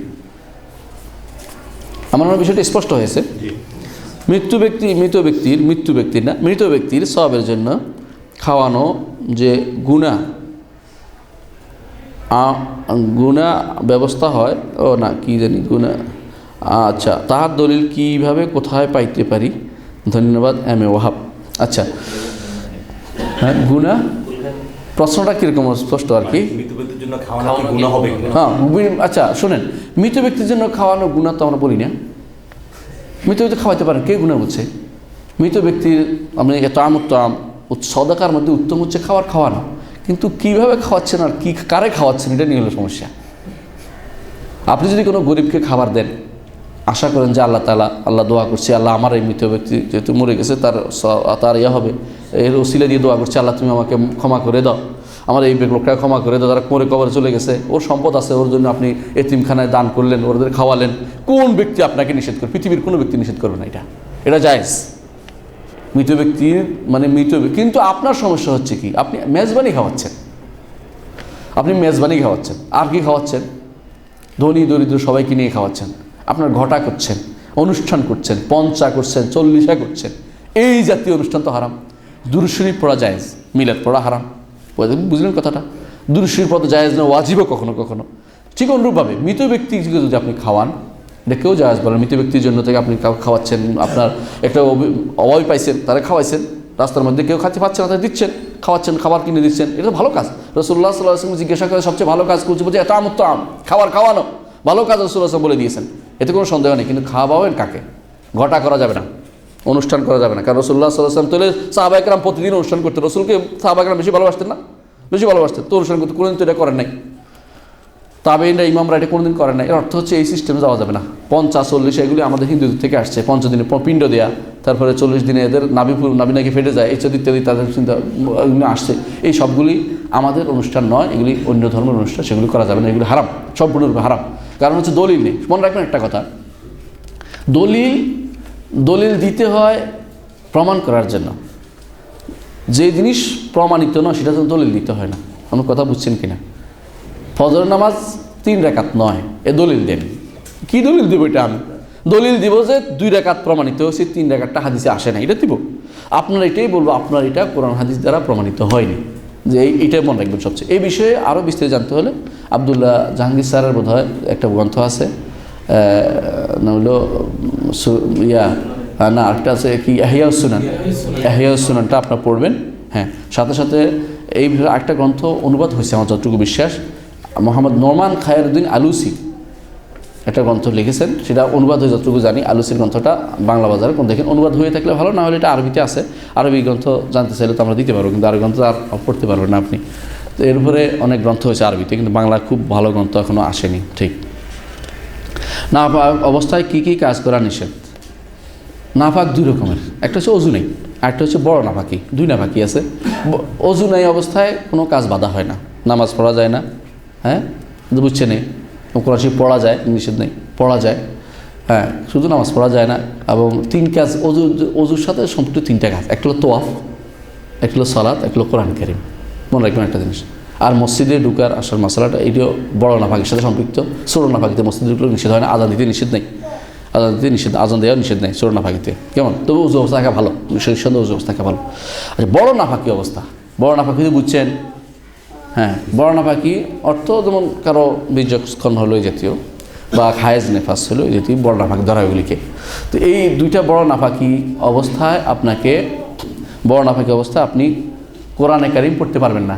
কষ্ট হচ্ছে ছিলেন না, অসুবিধা নেই, আমরা সময় শেষ করবো ইনশাল্লাহ তাড়াতাড়ি। রাসূলুল্লাহ সুন্নাত আদায় করবো, তাড়াতাড়ি শেষ করা দেন। তো বড় নাফাকি অবস্থায় আপনি কোরআন শরীফ পড়তে পারবেন না, কোরআন শরীফ ধরতেও পারবেন না, এবং মসজিদে ঢুকতে পারবেন না, পার হইতে পারবেন শুধুমাত্র, অবস্থান করতে পারবেন না। কোনো মহিলা একজন বাচ্চা কাচ্চা মসজিদে নিয়ে আসার ক্ষেত্রে বাইরে দাঁড়িয়ে থেকে ভিতরে ঢুকবে না। অনেক সময় প্রশ্ন করে আমাকে টেলিফোনে যে আমি তো বাচ্চা নিয়ে আসছি, ভিতরে ঢুকবো কিনা, ভিতরে ঢুকবে না, বাইরে দাঁড়িয়ে থেকে পার করে দেবেন। হ্যাঁ, বড় নাফাকি অবস্থায় অবশ্যই মসজিদে অবস্থান করা যাবে না, তোয়াফ করা যাবে না, অবস্থায় তো পবিত্র হওয়ার পর তোয়াফ করবে। এটা হচ্ছে বড় নাফাকির অবস্থা। বুঝে গেছেন, বুঝে গেছেন। আর অন্য কোনো কিছু শরীয়তে নিষেধাজ্ঞা আসেনি। শোনা যাবে, কোনো সমস্যা নেই, শোনা যাবে। বিতির নামাজে দোয়া কুনুত না জানা থাকলে বা মুখস্থ না থাকলে বিতির নামাজ হবে কি? দোয়ায় কুনুত বিতির নামাজের গুরুত্বপূর্ণ মাসালা। অনেকে বিতির নামাজ পড়ে না, দোয়া কুনুত জানি না। দোয়া কুনুত কিন্তু আসলে বিশুদ্ধ মতে দোয়া কুনুত পড়াটা সুন্নত মুআক্কাদা, এটা ওয়াজিব, ফরজ না, নামাজ হবে না এরকম না, এটা হলো বিশুদ্ধ মত। আপনি সুন্নতে পড়েন আলহামদুলিল্লাহ, সওয়াবের কাজ, অনেক সওয়াব, কারণ দোয়ার একটা সুযোগ, নামাজের ভিতরে আল্লাহর সাথে সম্পর্ক তৈরির একটা সুযোগ। দোয়ায় কুনুতের ব্যাপারে দুইটা কুনুতের দোয়া আসছে হাদিসে। একটা হচ্ছে আল্লাহুম্মা ইন্নী নাস্তাঈনুকা, এটা একটা দোয়া, জানেন আপনারা। আরেকটা হচ্ছে আল্লাহুম্মা হদিনি ফিমান হাদাইত ওয়া আফিনি ফিমান আফাইত, এটাও আসছে। দুইটাই আছে হাদিসে, দুইটার যে কোনো একটা পড়তে পারেন, দুইটাও পড়তে পারেন। এই দুইটা বাদ দিয়ে আরও দোয়া পড়তে পারবেন, কোনো সমস্যা নেই। রব্বানা আতিনাও পড়তে পারেন, যেটাই দোয়া আছে এই দোয়া করলেই হবে। ওই দোয়ার দুইটা করা উত্তম। যদি ওই দোয়াটা না করতে পারেন, অন্য যে কোনো দোয়া করে আপনি দোয়া কোনো সেরাতে পারবেন, কোনো সমস্যা নেই, আলহামদুলিল্লাহ নামাজ হবে। এমনকি যদি কোনো কারণে আপনি কিছুই জানেন না, তারপরেও আপনি বিতির পড়ে ফেলছেন, জায়েজ হবে, দোয়া কোন বাদে আপনার সালাত হয়ে যাবে ইনশাআল্লাহ, কোনো সমস্যা নেই। মসজিদুল হারামে 1 রাকাত নামাজ 1 লক্ষ রাকাতের সমান সওয়াব না, কথাটা ঠিক নয়। মসজিদে হারামে এক সলাত 1 লক্ষ সালাতের সমান। 1 রাকাত বলা হয়নি হাদিসে, রাকাতুন বলা, সলাতুন বলছে হাদিসে, যে এক সলাত সাধারণত 2 রাকাতে হয়, এই জন্য 1 সলাত বলছে হাদিসে, 1 রাকাত আসেনি। এটা আমাদের উচ্চারণ অনুবাদ ক্ষেত্রে ভুল হয়েছে, অনুবাদের একটা ভুলটা করছে। তো হাদিসে আসছে সলাতুন, আমার এই মসজিদে 1 রাকাত, হাদিসে আসছে। মক্কার মসজিদে 1 লক্ষ রাকাত, রাসূলের মসজিদে 1000, বিশুদ্ধ হাদিস। আর মদিনা ইয়েতে বাইতুল মাকদেসে 500, এটা সহিহ হাদিস দ্বারা প্রমাণিত, 500 সহিহ দ্বারা প্রমাণিত। মদিনার মসজিদে 50,000, এটা একটা দুর্বল হাদিস আছে, মদিনার মসজিদে দুর্বল হাদিস আসছে। কেউ যদি আমল করে 1000 পাবে, 50,000 আশা করতে পারে আল্লাহর কাছে, আল্লাহ ইউদাফিল মান, আরও বেশি আশা করতে পারে, নিষেধ নেই আমাদের। কিন্তু সহিহ হাদিস দ্বারা 1 লক্ষ, 1000 এবং 500 এটাই প্রমাণিত, মনে রাখতে হবে আমাদেরকে। আচ্ছা, এখানে কিন্তু রাকাত নয়, সলাত, একটা নামাজ। এই একটা সলাত ফরজ নামাজের বেলায় নাকি এই নামাজ অন্য নামাজও প্রযোজ্য, সব নামাজে প্রযোজ্য, সব নামাজের ক্ষেত্রে প্রযোজ্য। এই জন্য হাম্মাদ আল আনসারী রহমতুল্লাহ আলাইহি, ওনাকে আমরা দেখতাম, উনি নামাজ না ফেলে ওখানে এসে ইমামতি করে, লোকদের নিয়ে ইমামতি করে নামাজ পড়তেন, বলতে যে আমার জামাতটা যেন হয় 1000। মদিনাতে থাকতেন উনি, মদিনা মসজিদ নবীতে নিয়ে এসে আবার জামাত করতেন। কেন? যে 1000 রাকাত যেন পান এই আশায়। ওই বসে থাকতেন না গ্রামে যে আমি এখন 27 গুণ পড়বো না, 1000 গুণ বিরাট ব্যাপার। আপনাকে যদি বলে 1000 টাকা দেবো, যদি না 1 মিনিট টাকা, তো আপনি পাগল হয়ে যাবেন। আর এখানে মসজিদ নবীতে এটা 1 লক্ষ তো হিসাবের বাইরে। সুবহানাল্লাহ, হিসাব করতে পারবেন কত কি সহজ। আরেকটা কি আছে নাকি? একটাই আল্লাহকে, হ্যাঁ, আল্লাহকে স্বপ্ন দেখা কি সম্ভব? তওয়াফ করাটা বেশি উত্তম নাকি নামাজ পড়াটা বেশি উত্তম? এটা নিয়ম নাকি ইয়া করে না, তোয়াফ মক্কাতে সবচেয়ে সাধারণ কাজ হচ্ছে তোয়াফ করা, বড় মানে সবসময়ের জন্য।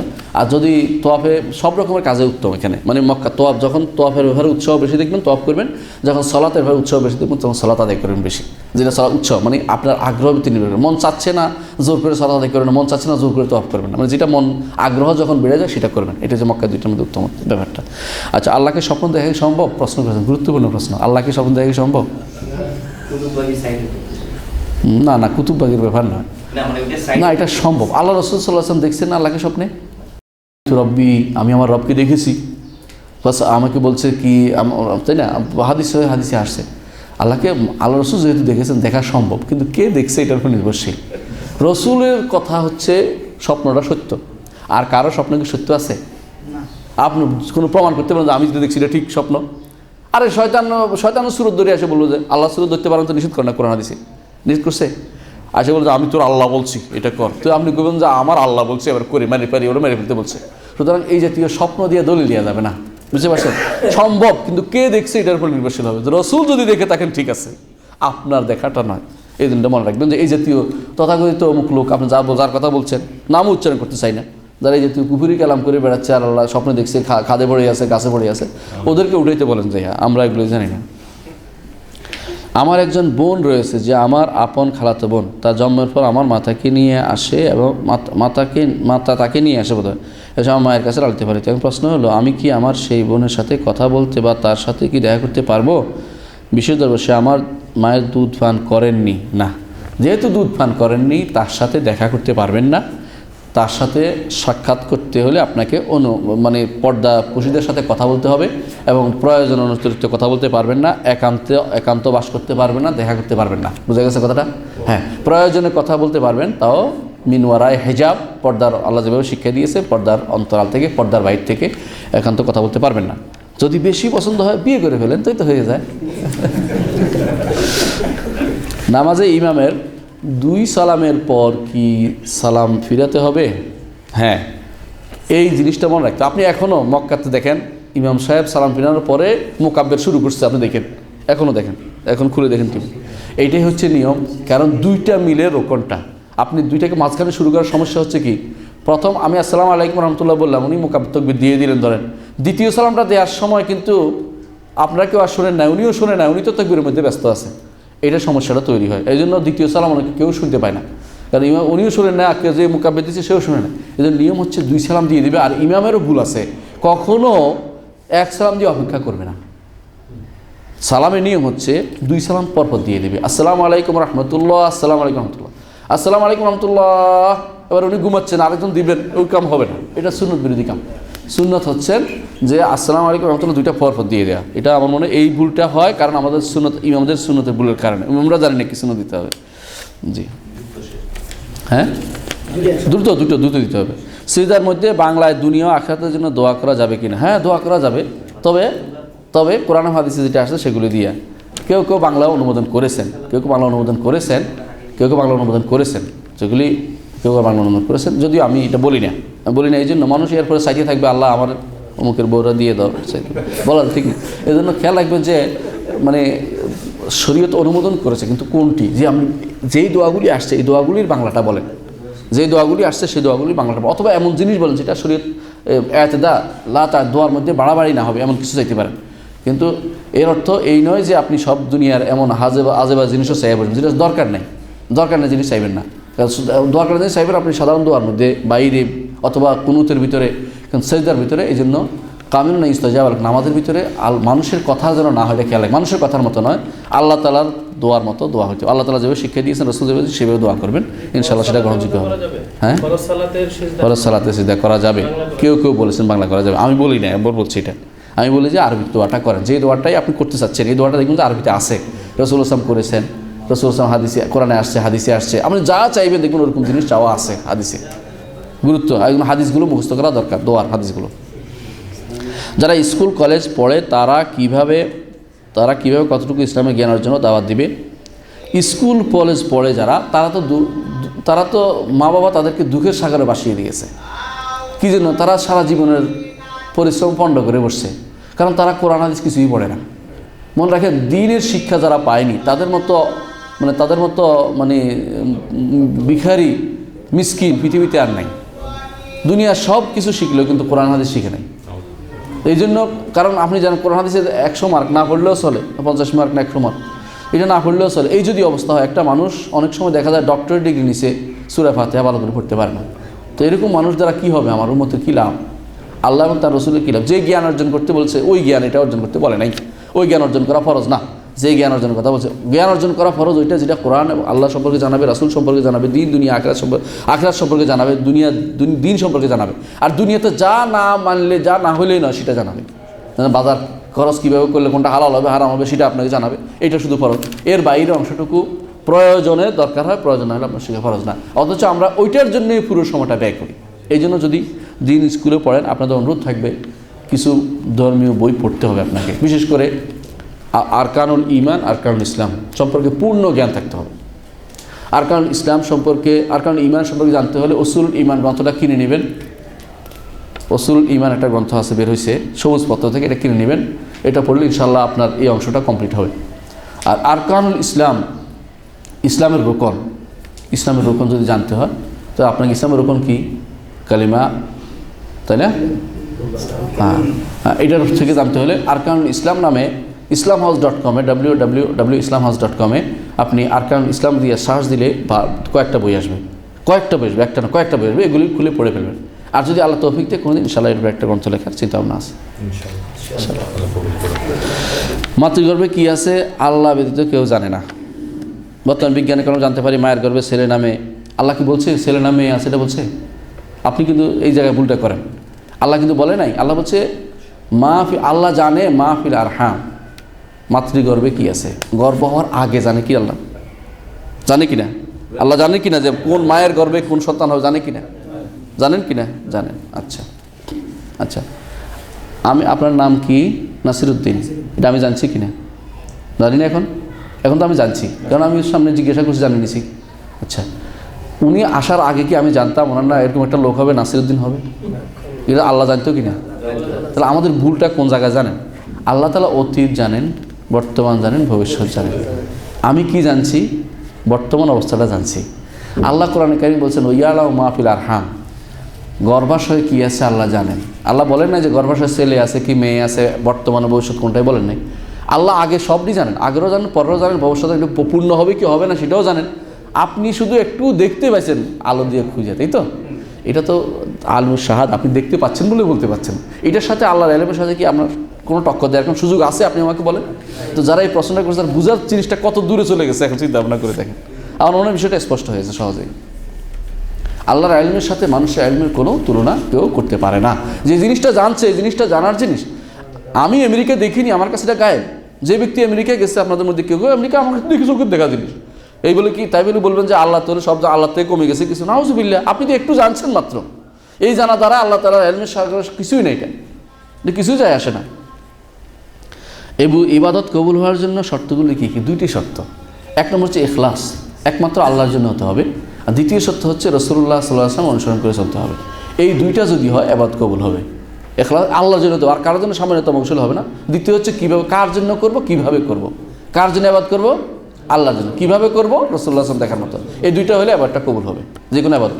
আর তিন নম্বর একটা শর্ত হচ্ছে জিনিসটা রাসূলুল্লাহ সাল্লাল্লাহু আলাইহি ওয়াসাল্লাম ইবাদত বলে স্বীকৃতি দিতে হবে, নইলে ইবাদত হবে না। এটা খেয়াল রাখতে হবে আমাদেরকে।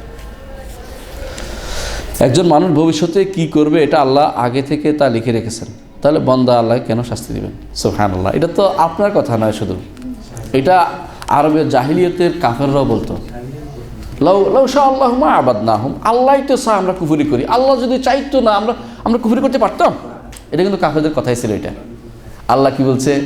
মা লাহুম বিযালিকা মিন ইলম। এটা কোনো জ্ঞানের কথা নয়। জ্ঞানের কথা নয় কি? আপনার ছাত্র আছে, কয়েকজন আছে না, আপনার ছাত্র ফেল করে পাশ করে আপনি বুঝতে পারছেন, এর অর্থ কি ছাত্রকে আপনি বাধ্য করছেন? আপনি সহজে বুঝেন, আপনি এই ছাত্র এবারে পাশ করে কি না আপনি সন্দেহ, এর অর্থ কি ছাত্রকে আপনি বিদ্যালয়ে বেরিয়ে দিচ্ছেন? ছাত্রের কাজ ছাত্রে করবে, আপনার কাজ আপনি করছেন। আল্লাহর কাজ হচ্ছে লিখে রাখছেন, তিনি জানতেন, সব জানেন, আগে পিছিয়ে সব জানতেন, লিখে রাখছেন। আপনি তো কিছুই জানেন, আপনি জানেন নাকি? আপনি না জানেন, আপনার দায়িত্ব হচ্ছে কাজ করে যাওয়া। এই জন্য রাসূলুল্লাহ সাল্লাল্লাহু আলাইহি ওয়াসাল্লামকে যখন জিজ্ঞাসা করা হয়েছিল, ইয়া রাসূলুল্লাহ, আমরা যে সমস্ত কাজ করছি এগুলিকে আগে নির্ধারিত না আমরা এখন করছি বলে নির্ধারিত হচ্ছে? বলছে না, আগে নির্ধারিত, 50,000 আগে সব নির্ধারিত, মায়ের পেটে নির্ধারিত, জীবনব্যাপী নির্ধারিত, মায়ের পেটে নির্ধারিত, প্রতি বছর নির্ধারিত, প্রতি রাত্রে নির্ধারিত। 5টা দিয়ে বাধা দিছে, আটকাই দিছে, আপনাকে কোন যেতে পারবে না। তাহলে আপনার কাজ কি? আমার দায়িত্ব ওকে খোঁজা নয় যে কথায় কী লেখা আছে। রাসূল বলেছেন আমালু ফাকুল্লুন মুয়াসসারুন লিমা খুলিকা লাহু, তোমার দায়িত্ব নয় আমার কি লিখছে আল্লাহ এটা খুঁজে বের করা, তোমার দায়িত্ব নয়। তোমার দায়িত্ব হচ্ছে কি? আমল করা। তোমাকে যে কাজ জন্য তৈরি করা সেটা সহজ করে দেওয়া হবে। জানা আমাকে মসজিদের দিকে যাওয়ার জন্য রওনা হয়েছি, আল্লাহ সহজ করে মসজিদ দিয়ে আসে। সিনেমা হলের দিকে যাওয়ার রওনা হয়েছে, ঠিক আছে যাও, তুমি বাবা তুমি যেতে চাচ্ছ যাও, আমি ছাড় দিচ্ছি, দেখি তোমাকে ধরবো একবার, তখন পিঠটা ভালো করে দেবো। তাহলে বুঝতে হবে এই জাতীয় জিনিসগুলো প্রশ্ন তারা বুঝে নাই যে আমার দায়িত্ব তো খোঁজা নয়, আল্লাহ কী লিখছে ওইটা নয়। এটা কখন কাজে লাগবে? এটা এক জায়গায় সময় কাজে লাগবে, যখন এটা কাজে লাগবে বিপদের সময়। বিপদের সময় বলে আল্লাহ আমার উপর এই বিপদ দেখছে, আমি আল্লাহ তুমি বিপদে তুমি উদ্ধার করবে, এটা বলতে পারেন। কিন্তু অপরাধের সময় বলতে পারেন না। কেন বলতে পারেন না? এবারে যদি বলে ওই ছেলের একটা চট দিয়ে বলে আল্লাহ লেখছিল আজই তোর একটা চট দিব। ওই ফলা কি বললো না আল্লাহ তো লেখছে বেশি মেনে নেই নাকি নাকি তুমি একটা দিবা বললো যে আল্লাহ আমারটাও লেখছে দেখ কেমনে লেখছে। তাহলে বোঝা গেল যে এই জাতীয় জিনিস দিয়ে কখনো দলিল দেওয়া যায় না। হ্যাঁ, অপরাধ দিয়ে দলিল দেওয়া যায় না, দলিল দিতে হয় বিপদ দিয়ে। বিপদ হলে বিপদ আসছে আল্লাহর পক্ষ থেকে, আল্লাহর কাছে ইউসিবান ইল্লা মাক্কাত বললো না বলতে হয়। অপরাধ দিয়ে বিচার দিয়ে, অপরাধ দিয়ে দুনিয়ার মানুষ টিকতে পারবো না, তাহলে দুটো থপ্পড় পর মাঝে চলতে থাকবে আল্লাহ লেখছে আমারটাও লেখছে দেখ কেমন চলে তোমারটা। এই জাতীয় প্রশ্ন যেন না আসে, বুঝতে পারছেন কথাটা? বুঝতে পারছেন? অনেকে আসে এটা, কিন্তু এটা উত্তর হবে এটা আমার দায়িত্ব নয় খুঁজে বের করা কোথায় কি লেখা হয়েছে কেন। আল্লাহ তো লিখছে, এটা বিশ্বাস করি, আল্লাহ জানেন, লিখে রাখছেন এবং চান তিনি এবং হতে দেন। সৃষ্টি করে 4টা স্তর অবশ্যই হবে তাকদীরের, কিন্তু আমার দায়িত্ব হচ্ছে কাজ করে যাওয়া। আমার দায়িত্ব এটা খুঁজে আল্লাহ তুমি কি লিখছো ওইটা দেখে বলে দাও, তারপর আমি কাজ করবো, এটা না। আমার দায়িত্ব হচ্ছে কাজ করে যাওয়া। আল্লাহ আমাকে সহজ করে দোয়া করতে থাকবেন, দোয়া করতে পারাটাই হচ্ছে প্রমাণ হবে যে আল্লাহ আপনার জন্য ভাগ্য লিখে ভালো লিখেছেন। এই জন্য ওমর রাদিয়াল্লাহু আনহু বলতেন সবসময় যে আমি দোয়া করার চিন্তা পোষণ করতেছি, দোয়া করতে পারলে এটা আল্লাহ কবুল করে আর বিশ্বাস আছে। দোয়া করতে পারাটাই আমার বড় নেয়ামত। সেজন্য আপনার দায়িত্ব হচ্ছে কাজ করতে যাওয়াটা, কাজ করতে শুরু করাটা। আপনি যে বলেন যে আমি কাজ শুরু করবো, নামাজ পড়া শুরু করবো, এটা কোনোদিনও হবে না। আপনার দায়িত্ব শুরু করে দেয়া, শুরু করে দিলে হয়ে যাবে। দেখবেন এটাই হচ্ছে আল্লাহ তাআলা সানডে আপনার কাছে দায়িত্ব নিয়ে, মানে মনে করবেন না যে আল্লাহ লেখে না কেন, আর লিখলে তো আমি শুরু করতাম, তাহলে আল্লাহ আপনারা আশাও শেষ, এটা কোনোদিন আর হবে না। আমাদের কলেজের এক স্যার বিভিন্নভাবে নাস্তিকবাদ প্রচার করেন, এমন কোথাও যুক্তি দেয় যে যারা সামান্য ঈমান ছিল তাদেরও হারিয়ে যায়, আমার নিজেরও অবস্থা খারাপ হয়ে যায়, এখন কি করতে পারি? তিনি বলেন নবীজির দুধমা নাকি আবু জাহেলের যৌনদাসী ছিল, কতটুকু সত্য? সুয়াইবা নিয়ে কথা বলতেছে, সুয়াইবা নিয়ে যৌনদাসী বলতে যাদেরকে বোঝাচ্ছে এগুলি শরীয়তে অনুমোদিত। এটাকে বলা হয় দাসী। দাসী বুঝেন? ইসলামী শরীয়ত মোতাবেক একটা কথা হলো, যুদ্ধে যদি কোনো এলাকা জয়লাভ করে, তখন রাষ্ট্রপ্রধান যদি ঘোষণা করে যে এদের নারীরা এটা হবে, এদের মেয়েরা এটা হবে, এদের ছেলেরা এটা হবে, এটা সে অনুসারে নির্ধারিত হয়। তো এর আগে কোনো মানুষ কারো দাসী হয় না, যৌনদাসী হয় না। এগুলি তাদের এই সমস্ত মানুষগুলি যারা এগুলি আলোচনা করে, তারা ইচ্ছা করে এই ইসলাম এবং নবী এবং দিন সম্পর্কে কটাক্ষ ছড়াচ্ছে। এরা হচ্ছে শয়তানের এক নম্বর সেলা, সরাসরি এরা 1 নম্বর সেলা। তো এদের এই সমস্ত দাস থেকে দূরে থাকবেন যতটুকু পারেন, এবং আলোচনা করার সময় প্রয়োজনে বলবেন যে স্যার এটা আলোচনার বিষয় কিনা, আমাদের দার্সের বিষয় কিনা, আমাদের পাঠের বিষয় কিনা, এগুলো তাদেরকে সুযোগ করতে দিবেন না, আলোচনা করতে বন্ধ করবেন, যেগুলো আলোচনা করবেন না। দ্বিতীয়ত, প্রয়োজনে সবাই মিলে এই বিষয়ে অভিযোগ দিবেন, যারা কী বলেছে রেকর্ড করে প্রমাণ ভিত্তিক অভিযোগ দিবেন।